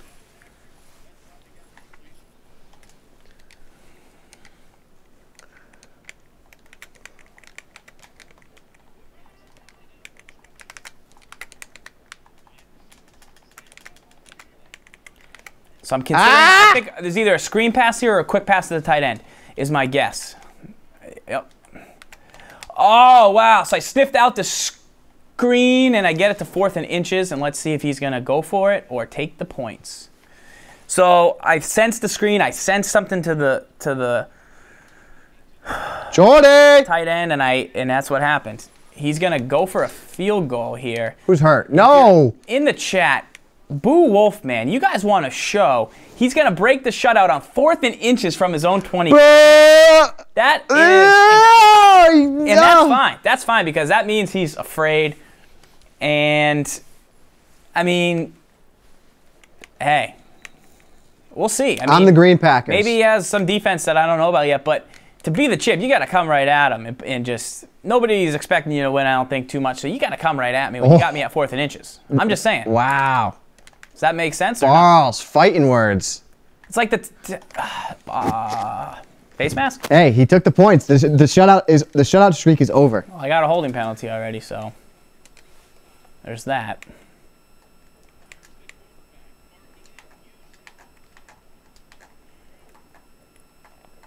And I'm cool with that. I'm cool with that.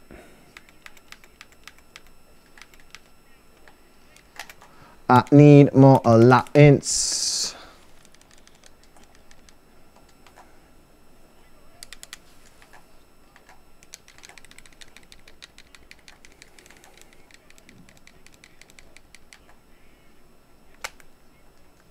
Cobber gets locked up by Alden Smith.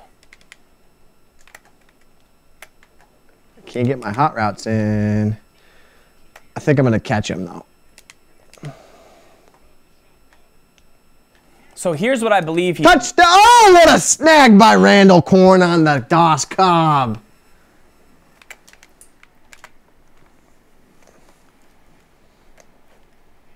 Corn. Little J Fins. What I believe he's running is the dime show blitz look. So I think he's in 2-man under, but he's got the safety up trying to bring some pressure. I got you. I think that's what he's trying to do. I got you. But I'm not 100% sure.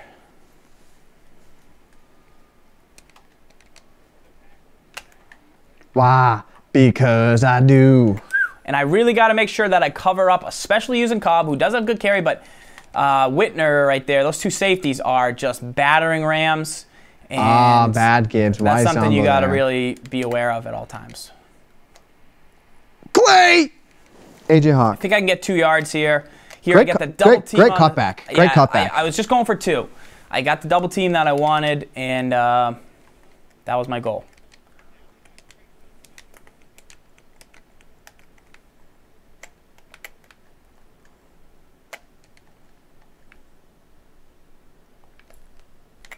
Pick. So I threw a pick there, and I even called it before I threw it. I was trying to get downfield. He did a good job getting back with Willis, and tried to fit it in, but the safety made it back. This is going to be impossible to Niners play. safeties are good. It's not going to be... It's going to be impossible to play this game.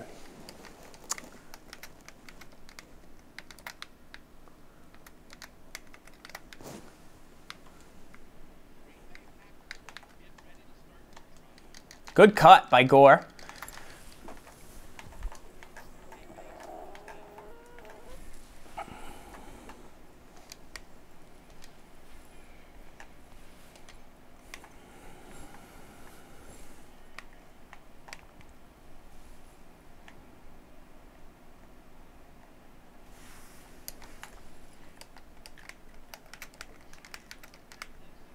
Out. Nice out. Little out there by Gama. So I like that he's running outs. I respect that. Little halfback stretch. He's loving it. He's loving it. It's working.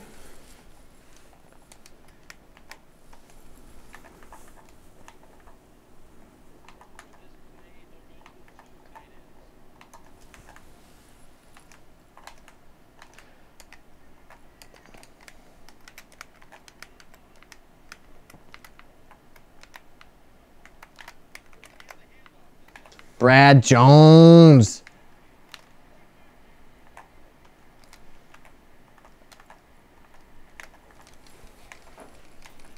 I can't. Hot route.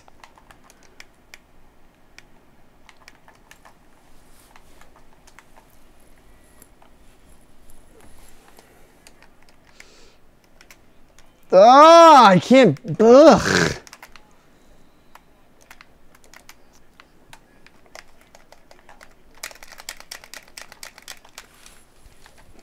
So good use of Wolf's now used 3 of his 4 halfbacks, Jacobs, Gore, and James on a pass earlier. So that's something to key in on, you know, who's he had. So frustrating. Now he's got Jacobs in the game here.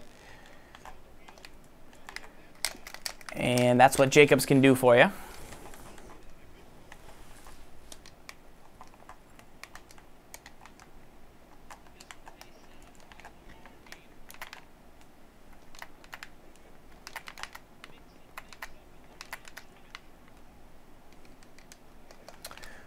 And he's going to the house. Uh-oh. Could Z Falls get shut out?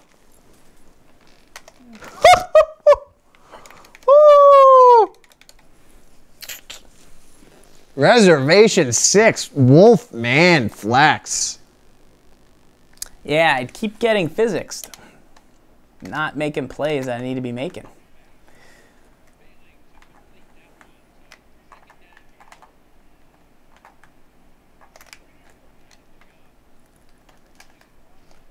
C-Dub.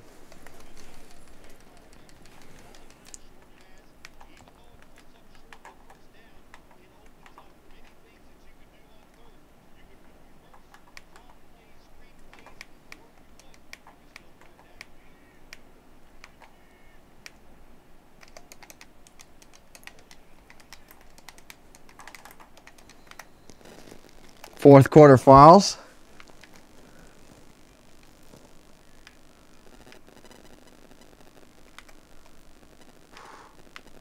Holding.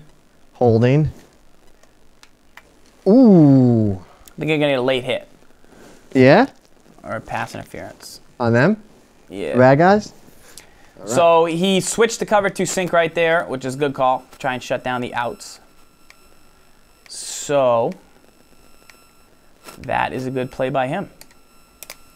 And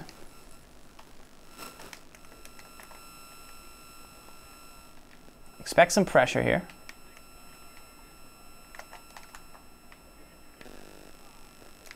Oh yeah, baby. You like that? Look at that new D files I was working on. Big stop. Yeah. Mm-hmm. I think he shaded his safety out there, so. Did you get the first? Yeah, luckily. But that's something I got to also look out for. La la la la la.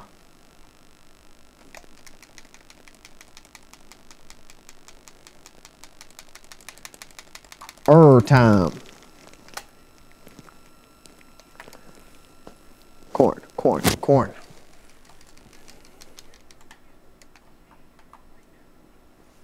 Tom Crabtree. Tom Crabtree.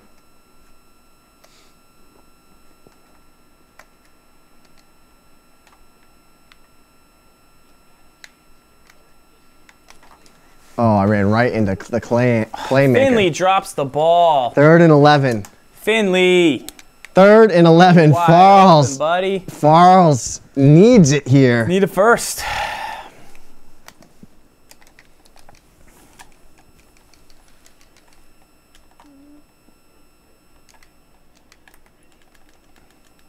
Hold your blocks, boys. Hold your blocks. Wow, who's the backside pursuit on the Spider Y3 banana?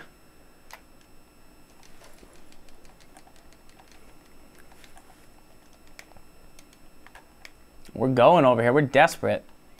Yeah? Yeah. Early chance to end this. No! I just threw a pick! Yeah? I threw a pick 6! Oh, that's Gibbs.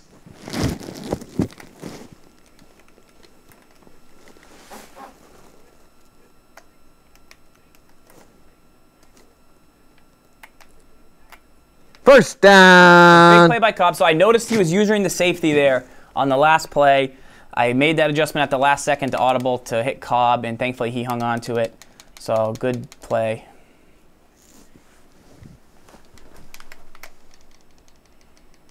That is why you get a. That's why you get a parry. So I covered up there.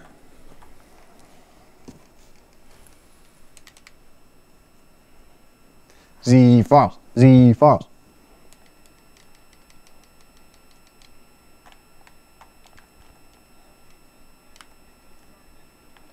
Oh, run into Clay Matthews again? Sure, why don't you? Corn? Corn? Oh, Corn stumbled. Did he just trip over a couple kernels on the ground or what? Jeez. I don't know, but he's injured. No. Say it ain't so, Johnny.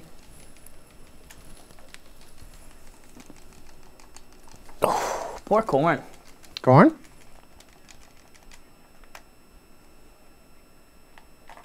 Holding.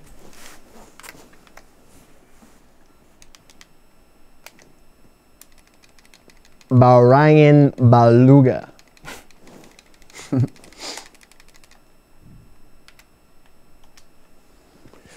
Corn, because I do. Wow. Fall down, buddy. Fall down, Alex Green. That's bad, man. That's a bad play for me right there. Alex Green stayed up, but...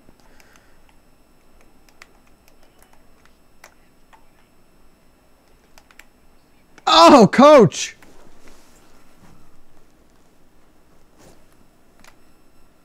Keep going, Jordy. Jordy. Cobb's out for the game, folks. Is he really? Yep. The stars are aligning. You got to think field goal here, Farles, right? Yeah. Well, I'd like to think touchdown, but I know what you mean. I can't not turn the ball over. Cannot turn the ball over right here.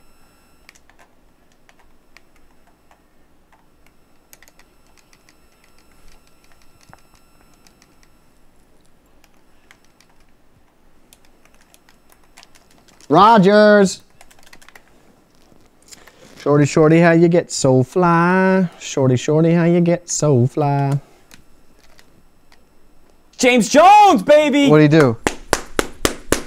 Did he James Jones? Yeah, hung on. All right, so I sent two guys at him. He was in zone, which I like his call there to be in zone. So here's the thing. There's 40 seconds left. He has 3 timeouts. He's been running the ball tremendously. I'll give the Wolfman that. But he might have to throw a pass or two here. I'm hoping I can jump on him. That's my goal. That is my chance.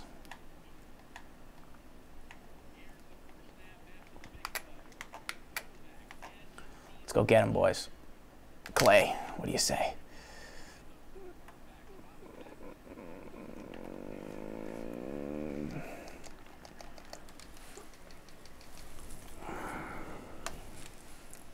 James Jones is out for the game.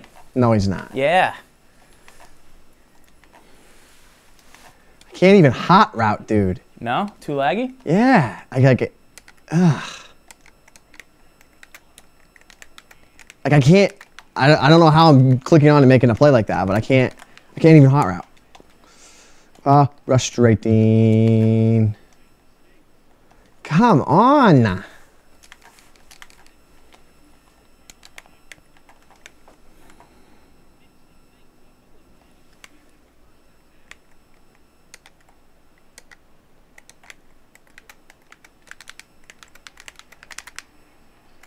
Fit it in that window. Fit it in that window.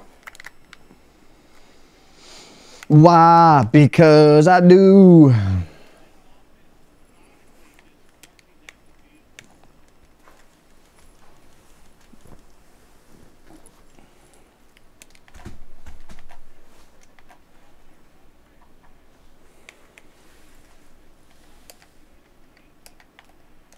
Chuck 'em.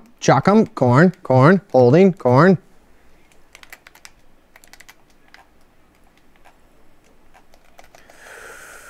So the same screen that we saw a little bit earlier.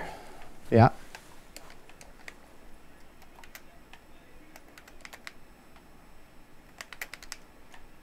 Jordy!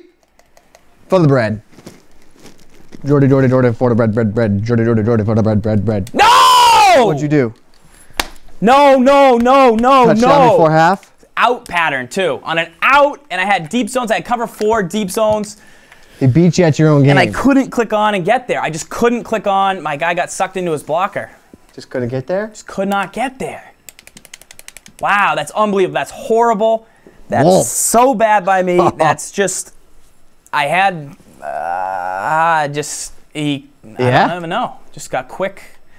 He didn't even use his timeout. Like, he couldn't have really managed the clock much worse, I don't think. But bummer. Now I got to get ball at half, and then I got to have to lock him up. Corn.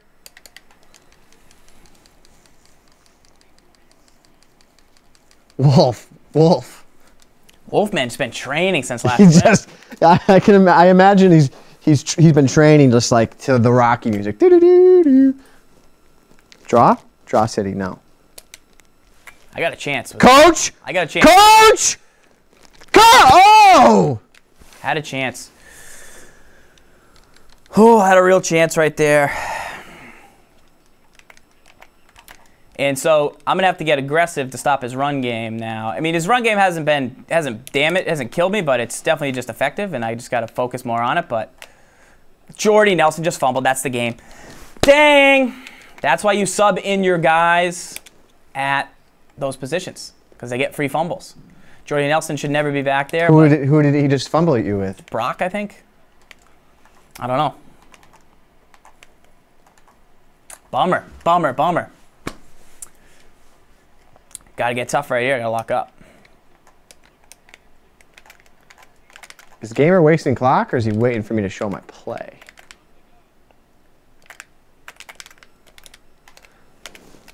Wow. Falls needs to fight. Got a claw right here. Falls needs to fight.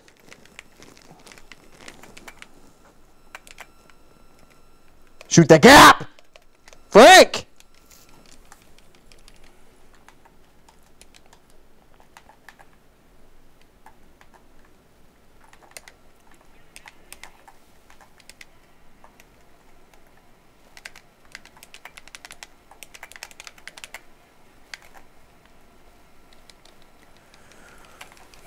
All right.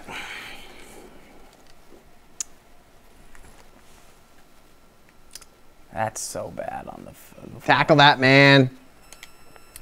before the half is just so weak. Still 13. Still 13. It's just frustrating. It's tough. I mean, that's why you sub those guys in. Yeah. That's a perfect example. I tried to cover up. I tried to not take the hit, and I tried to cover up and just. Uh-oh, you know what time it is. 99 punts. Let's see. Does he have it? You in a tight game over there? Me? Yeah. Not really. Not really.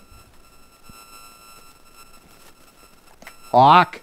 Kick it left. Kick it left. Oh, he kicked it at me.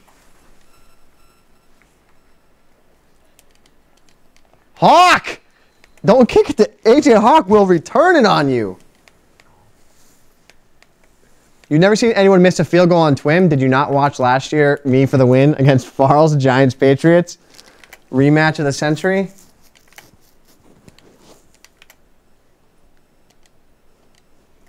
If you had one chance, one opportunity. Oh. Yeah, you should watch that. Wolf spaghetti.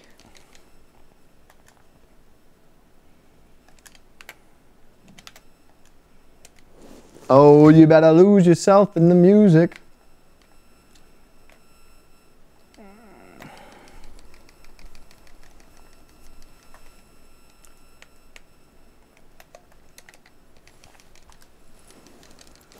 Yeah?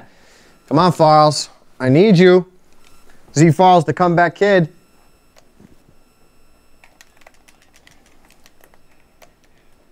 Hold the block, ladies and gentlemen. Little A gap from Wolf right there. I think that's the dime stuff.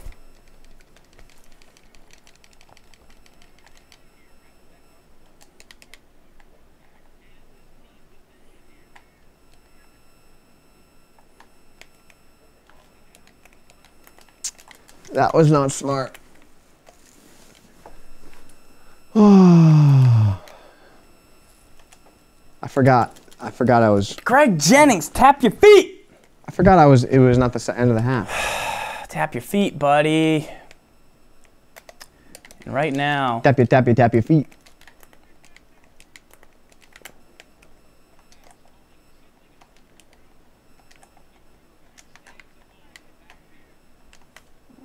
Jordy. Got him, coach.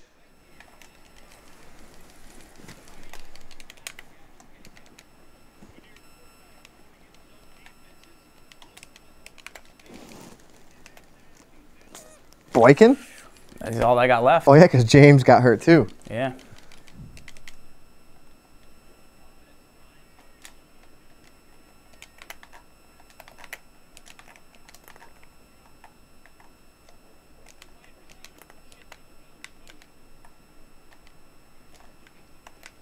Jordan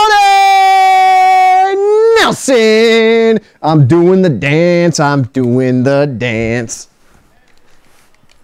I am doing the dance. You know, because his hips don't lie. Nice caught. That was Cobb, though, right? I know. I know. That was Cobb.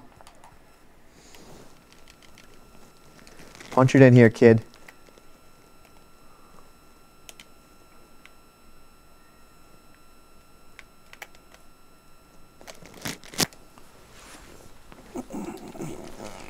Farles, 3rd and goal. Farles, big touchdown here.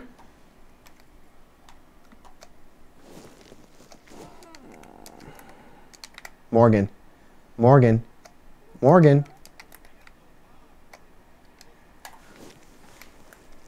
Oh. Needed the pass lead. So I got to go for it here, I think. Do you? Yeah. You're down 10. I'll be down 10 if I you make kick a this. field goal. Yeah. 2 scores. That doesn't really help me right now.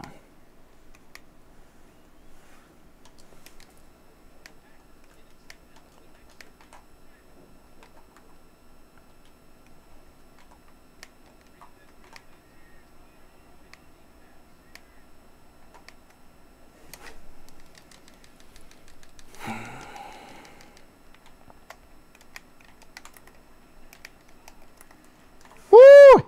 AJ Hawk.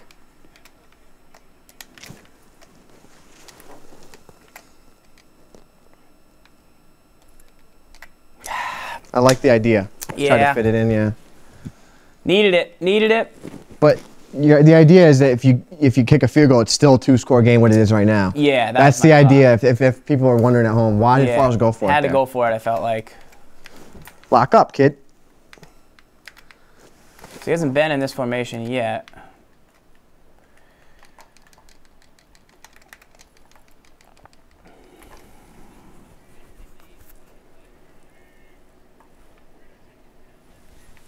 Yeah, I could have definitely ran it earlier in the downs when he was dropping guys back, but I don't have Randall Cobb, and I tried to run it, and it wasn't the same. And then I tried to scramble with the quarterback once as well. That did not work. That didn't work either. Gotta think draw. Screen. You gotta think draw. Either screen or tight end or draw. Yeah. Good luck. Good luck! Pick that! Good luck! Let me get in. Let me get in. Fight, Farles! That's a fight! Fight! Love it. That was a good click on, kid.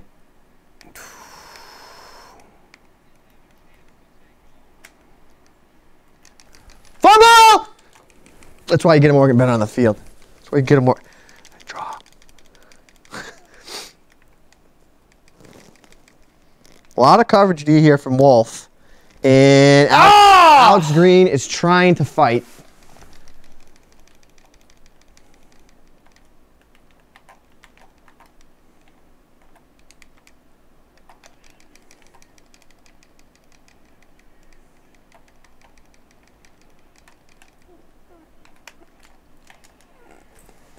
Oh, my goodness. Oh, so frustrating. Fight. So frustrating. Farls. Farls. Farls. Farls.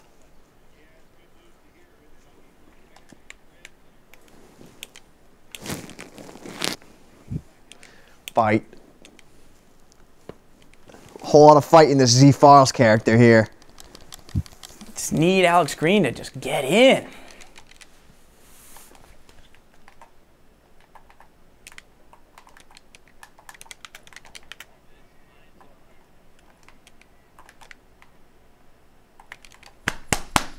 Fight! And down goes another Packer, but he scored a touchdown. If you score a touchdown, it's like a curse.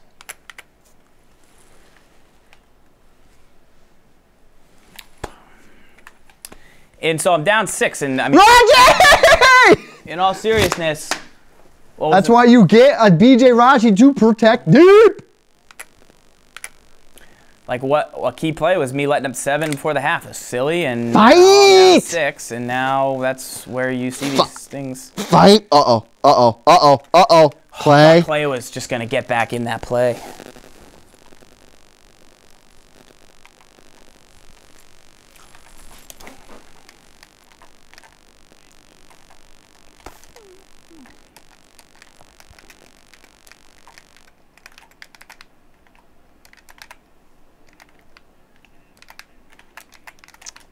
If you were wondering what I just did there. He ran off this last time. This way. Scrape! Scrape! Scrape! That's which way he went last time. Show me what you got, Raji.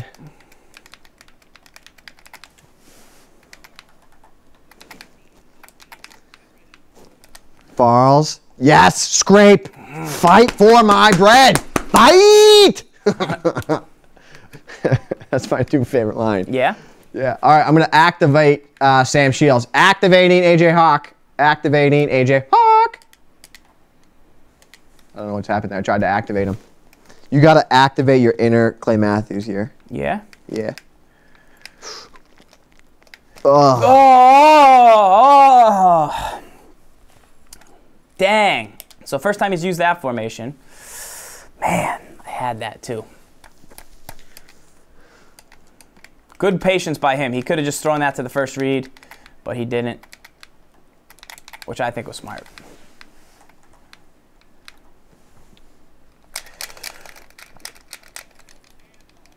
Corn. Corn.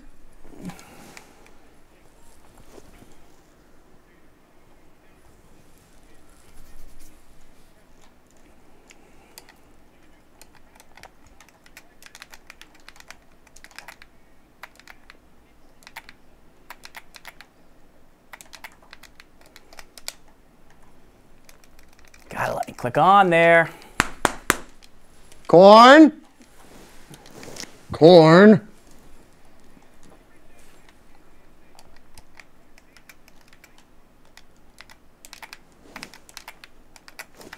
And all I'm doing here is watching Farl's game. Fight. Fight.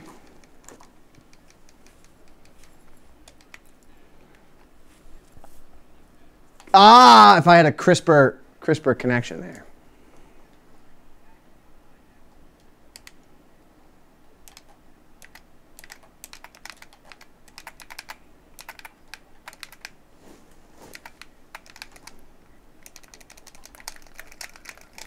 I just made this play up right now. I don't know if it's going to even work.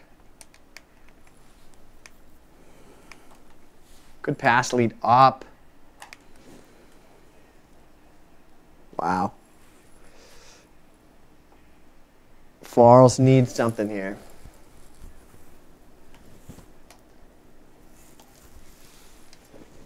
Farls right now needs a big play by his defensive squad.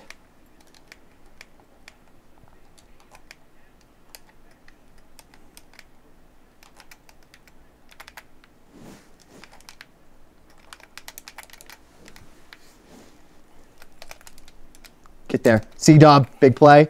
Big play, 4th and 8. This is a long field goal. Yeah. He's got to hit this. He's got to hit this flush.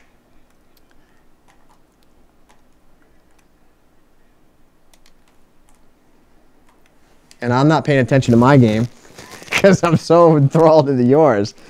I just miss it. He hit it dead center. Wow, Wolf. Wolf. Wow!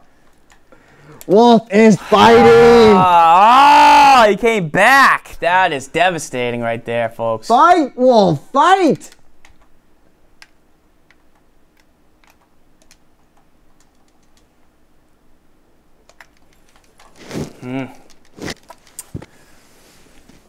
Fight, Wolf.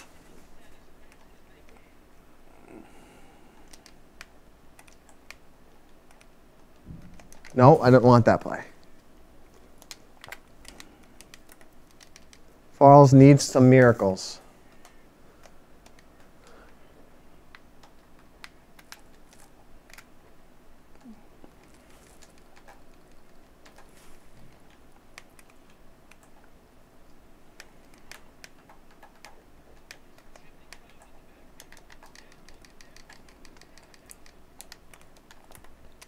Out, out, City Gibbs. Out, out, City Gibbs.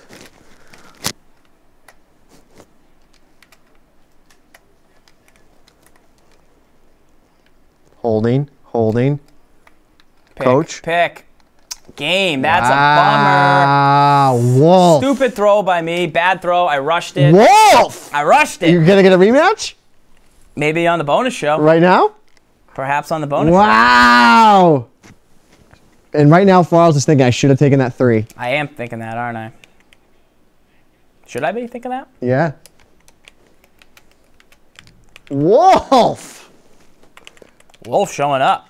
Yeah, just sticking to the stretch game. See, yeah, it wasn't. So here's something to consider, guys. So we have the 5-2 rundy, which we just showed on the show, which I'm super comfortable with and locks up stretches. Except I don't have a playbook loaded on this thing that has the 5-2. So I didn't realize Wolf was going to be, I was expecting him to run something different. Gibbs told me he ran something else. So I was considering that he was going to be running Did I? What did I tell you he something runs? else. Just something else. So wasn't prepared to fully stop A full-out rush attack. a full-out rush attack. I would have brought the 5-2. If I had known, oh, hey, he's going to run 20 stretches, I bring the 5-2 and I lock up. But when people run the ball, it'll throw off what you want to do.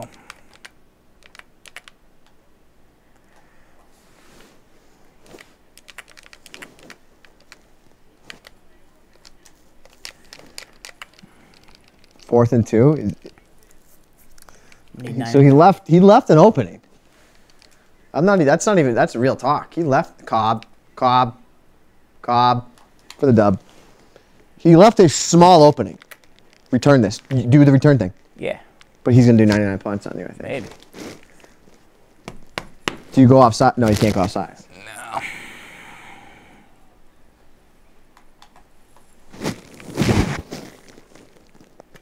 .99 punts. That's why you get. He left a small opening. Farles needs to get into field goal range, kick it, kick on sides, get it, come back, fight, and win the game. Crazier things have happened, ladies and gentlemen of the jury.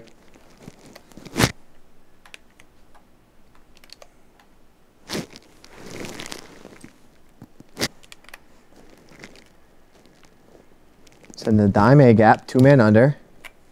That's a big play. Come down with that ball.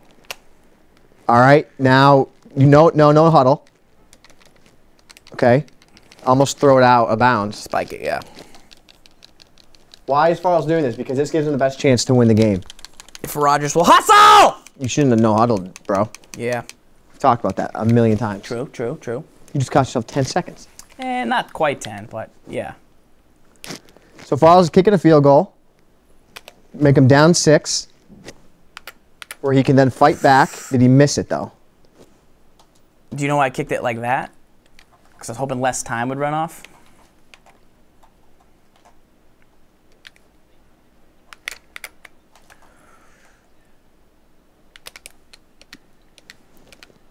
No way. Yeah! Farles! I'm sorry, gamer. No way. Here's the problem, though. What do I do now? I don't have that one play I would like to. You have a pause. You can think about it. Pause it. Should you pause it? Think about it. You have 14 seconds. Hurry. Just do something. Do more than what you're doing.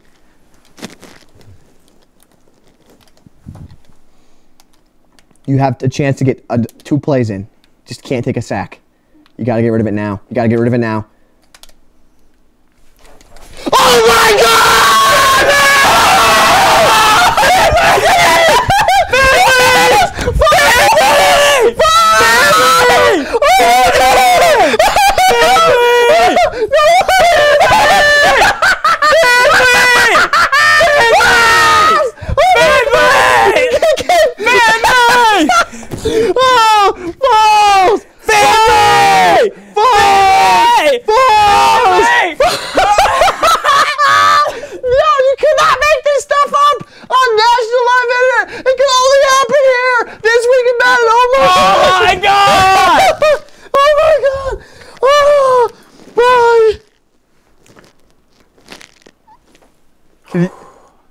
Could he kick a field goal? No.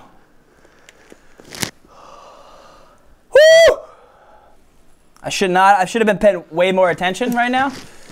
Come on, Wolf. Wolf. Get back, Farles. No flipping way. Picked. You did not just win that game. I did not win that game. Go down. Go down. Oh my! You just won that game. Talk about clock management. What we talk about. Got him, coach. Wolf is distraught. I feel bad for Wolf. I love Wolf. That was a great game. That's probably the greatest game in TWIM history. That was the greatest TWIM. That was the greatest. We might have just got a noise complaint. Oh yeah. Can you scream that loud at this time of the night? I hope so. All right, go back to your game. Oh my. Jermichael Finley. Are you kidding me right now? Are you kidding me right now? Wow. Oh my gosh. Farles, the biggest and baddest TWIM moment in the history of TWIM. And we can't even watch the highlights. Not on 360. Let me see the stats. I threw 2 That picks. did not just happen. 24-23. The Z-Man. Wow. I'm going back to my game. You owe him a rematch. Aaron Rodgers. That was unbelievable. That was the most epic moment in history. That's the most epic Madden game I've ever seen. Double J, I'd say there was skill involved at the end because I had to know to throw that pass inside pass lead and get it just enough to the end zone, but not deep enough that, you know what I mean? Fourth quarter Farles. That's your new nickname. It's a real thing. Yeah, it is. Eli Manning him. You just Eli Manning Wolf. Yeah, and Wolf didn't run the clock, so I do appreciate that. But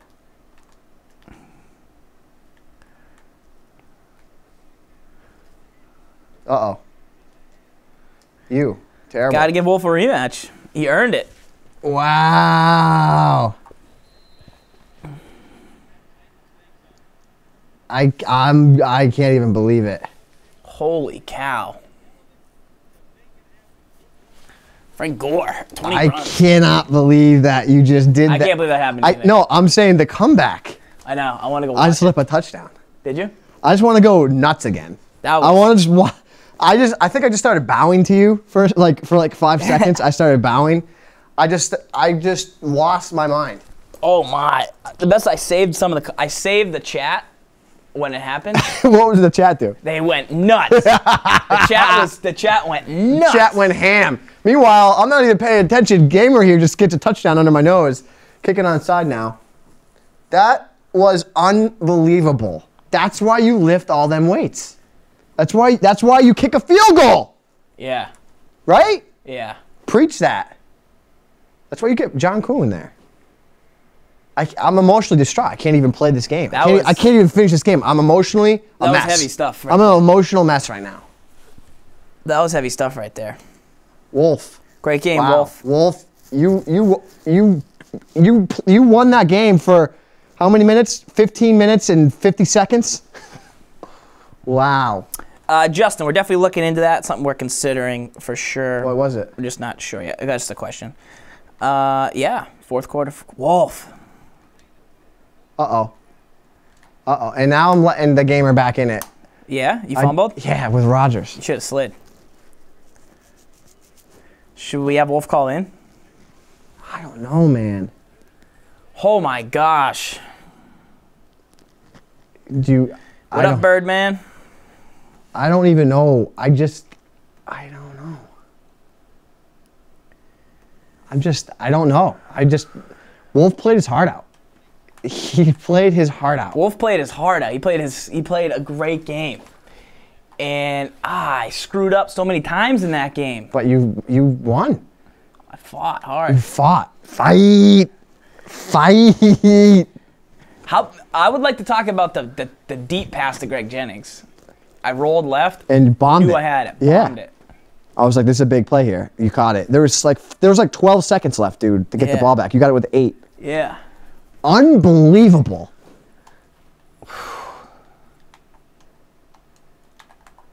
I don't even know what to say.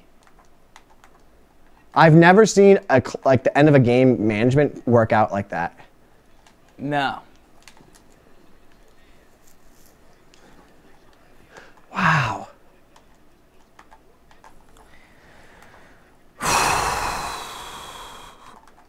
I mean, I don't know if you ever practice that or if it ever works, but that works. What? I don't know. I'm like sweating. I don't feel good. You gotta kick the field goal there. Earlier? No, when you did. Yeah, the Dolphins did that against the Pats, but they didn't get the kick. Arrowhead says he got his money worth tonight on TWIM. You got all free 99. That was intense. That was intense. I want to watch that because I don't think I believed it when it happened. Like, I was more in shock. You knew what was happening. I had no idea what was happening. He's going to take it to the 2-minute warning on himself? I don't think he likes his play call. I don't on 4th and 2. This is the game, basically. Well, he's got all his timeouts. That's why you say never give up. Honestly, how many times, dead serious, how many times would you be playing the game against somebody and they just quit because they're like, oh, the game's over? That finish might only happen 1 out of 100 times, but it's so worth it when it happens that one time. Wow, Forrest. That's the greatest Madden comeback I've ever seen. Wolf is in the chat. He says, good game, Forrest. I say, great game, Wolf. Great game. I feel bad, dude. You shouldn't feel bad. I've had losses like that. Should not feel bad. That's why you said gastric pressure. That was I can't wait to go back and watch our reaction. I went nuts. I like didn't know what was happening. I think I kicked the camera I was down. like, whoa, I don't know. Whew. Very Terrell Owens 1997 Owens. game-esque. Did you cry? No. Corn. That's why you get a Randall corn. That's why you get a corn on the cob. Really. Did you just score a touchdown? Yeah, cob, corn. Corn? Halfback counter. You can't run against the Niners, dude, I don't think. Woo! Why do you feel bad for my game? Why? Because my game's just so not interesting, like Farrell's game? Eskip's had one of those games last year where he hit Jimmy Graham against Germs. Great battle. I can't wait to make a new highlight tape, and that's what we're looking for, right? Yeah, I did. Because you screamed, you were like, Jimmy, Jimmy, Jimmy, Jimmy, Jimmy, Jimmy. I can't wait to watch that.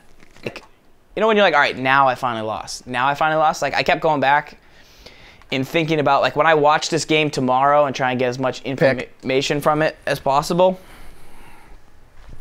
So here's what I was thinking. Review game tape. I thought when I went back and watched that game tomorrow and reviewed the game tip, I would be like, okay, here's where I actually lost the game. Like here's where it was actually out of reach. And like what happened on this drive. After the last pick. Because if you're watching that game, do you ever watch like one of your favorite team's games where they have like a great comeback and you're like, oh, we must score here. And then you're like, wait, we don't score here? Yeah. Oh, wait, we must score here. Wait, we still don't score? Wow, when did we score? Corn, like, corn, and that's corn. what happened. Like when I didn't hit that play to, even in the fourth quarter, like 2 minutes left, it's like, okay, now it's really over. When he kicked that field goal, I'm like, wow, that's game. Somebody in the chat said, game. And I was like, yeah, that is game. When you threw the pick. Yeah. The last pick. You said game. And then he kicked the field goal, I think. Yeah. Did he not run the clock at the end?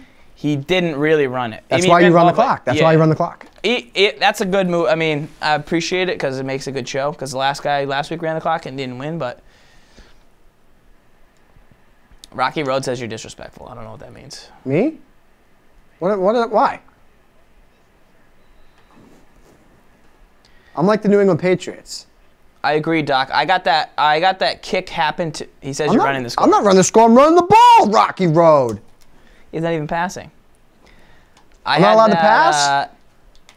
Same thing happened to me in the VG tournament last year. I was in onside kick, even though he wasn't supposed to be able to, and he did the surprise onside, and I couldn't recover it. It was a bummer. It was a real bummer, and I've been practicing against it ever since because I wasn't really ready for it. So,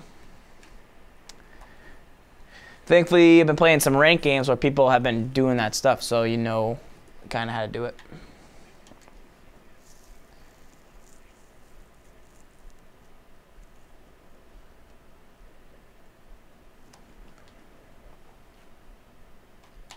I'm just running the ball, and then I just house it with Cobb. Is that my fault? What am I supposed to do? Just fall down? I don't know. That's what you're supposed to do nowadays? Because you're winning, so therefore you should just concede? No, not. Yeah, not, and Doc, in last year's game, you could do surprise onside kick, which was tough. Could be tough to recover sometimes. It was like a squib, but you were just in regular kick. Corn? Corn! You didn't even hurdle. No, I put the ball up. You gonna get a 50 burger though? No, that would be disrespectful. No, who wants a 50 burger? You want a 50 burger? Who wants a 50 burger in the chat? Give it to us. I'll do it if you guys want me to. Do it. Do you guys want me to go for a 50 burger? Yeah. Oh yeah. 50 burger? Yeah, do it. Yeah. Yeah. Do it for Wolf. Yeah. Yeah, see, they want a 50 burger. I'll go for the 50 burger. Here's the thing. Here's the thing. I don't get it. If you come on TWIM, and you might get blowed out. Yeah, or you might beat me. You know? Or you might beat me. Or you might beat S. Gibbs. And then I look like the jerk, and everyone says, "Oh, S. Gibbs, you're not good." Blah blah blah blah blah. And then I have to listen to it for the whole week. Think that's fun? Think I enjoy that? Oh my gosh! I can't believe that game just freaking happened. Woo! I cannot wait to go back and watch that. S. Gibbs for the 50 burger. You still have 3 timeouts, even if you don't get this. 50 burger for all, folks. That means you get TWIM for free this week. So that means you don't have to pay for TWIM. Oh wait, it's always free. Forgot about that. Buffalo Rob, that counter is in the wild card offensive guide, so I can't tell you. Unbelievable, Farles. We have to put that. Yeah, this is what I'm talking about. That's the thing right there where they let it go, and then I keep running down, and I pick it up for a touchdown.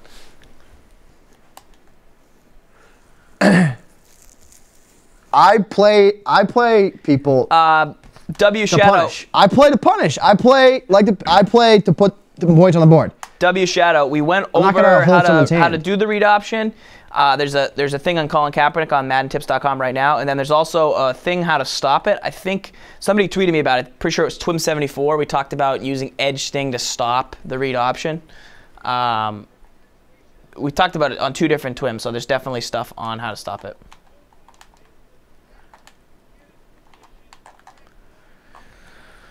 X-Master. I don't know if I'm emotionally prepared for a bonus. Plus, we got no tech guy to do the little bonus show thing. I'm sweating.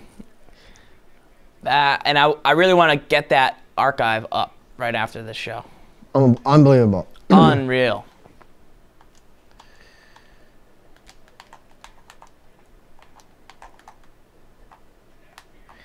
Edge thing is in the 4-3. Pick that, Perry. It's similar to the 3-3-5 blitz angle that came with the tournament specialized defensive guide. Want me to give you a preview of it right here? Edge thing? Yeah. Yeah. Here you go. Here's Edge thing on PS3. Gibbs is showing it right now. So this is how you'd stop the read option. You got to make sure you get this guy out wide.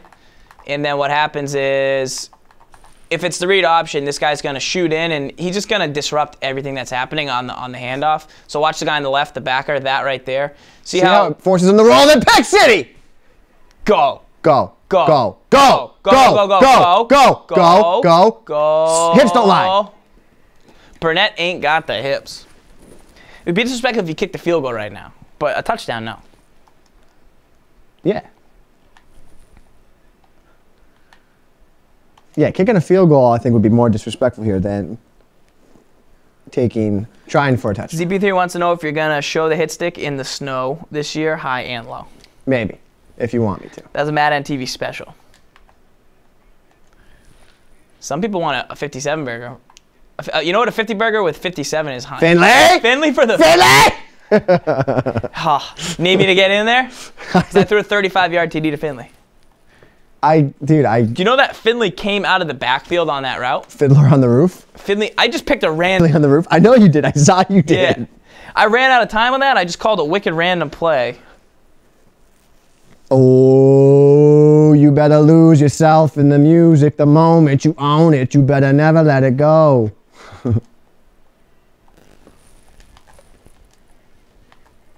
There's only one man big enough and man enough for this job here, Z. Farles. You know who it is. You know who it is. Jordy? Cobb. Randall! Ah, Randall! Corn. Good game, gamer. Good game. I did. I was like, Farles, throw it. Farles, you need to throw it now. So you could get 2 plays off because I was like, there's no way he's catching this.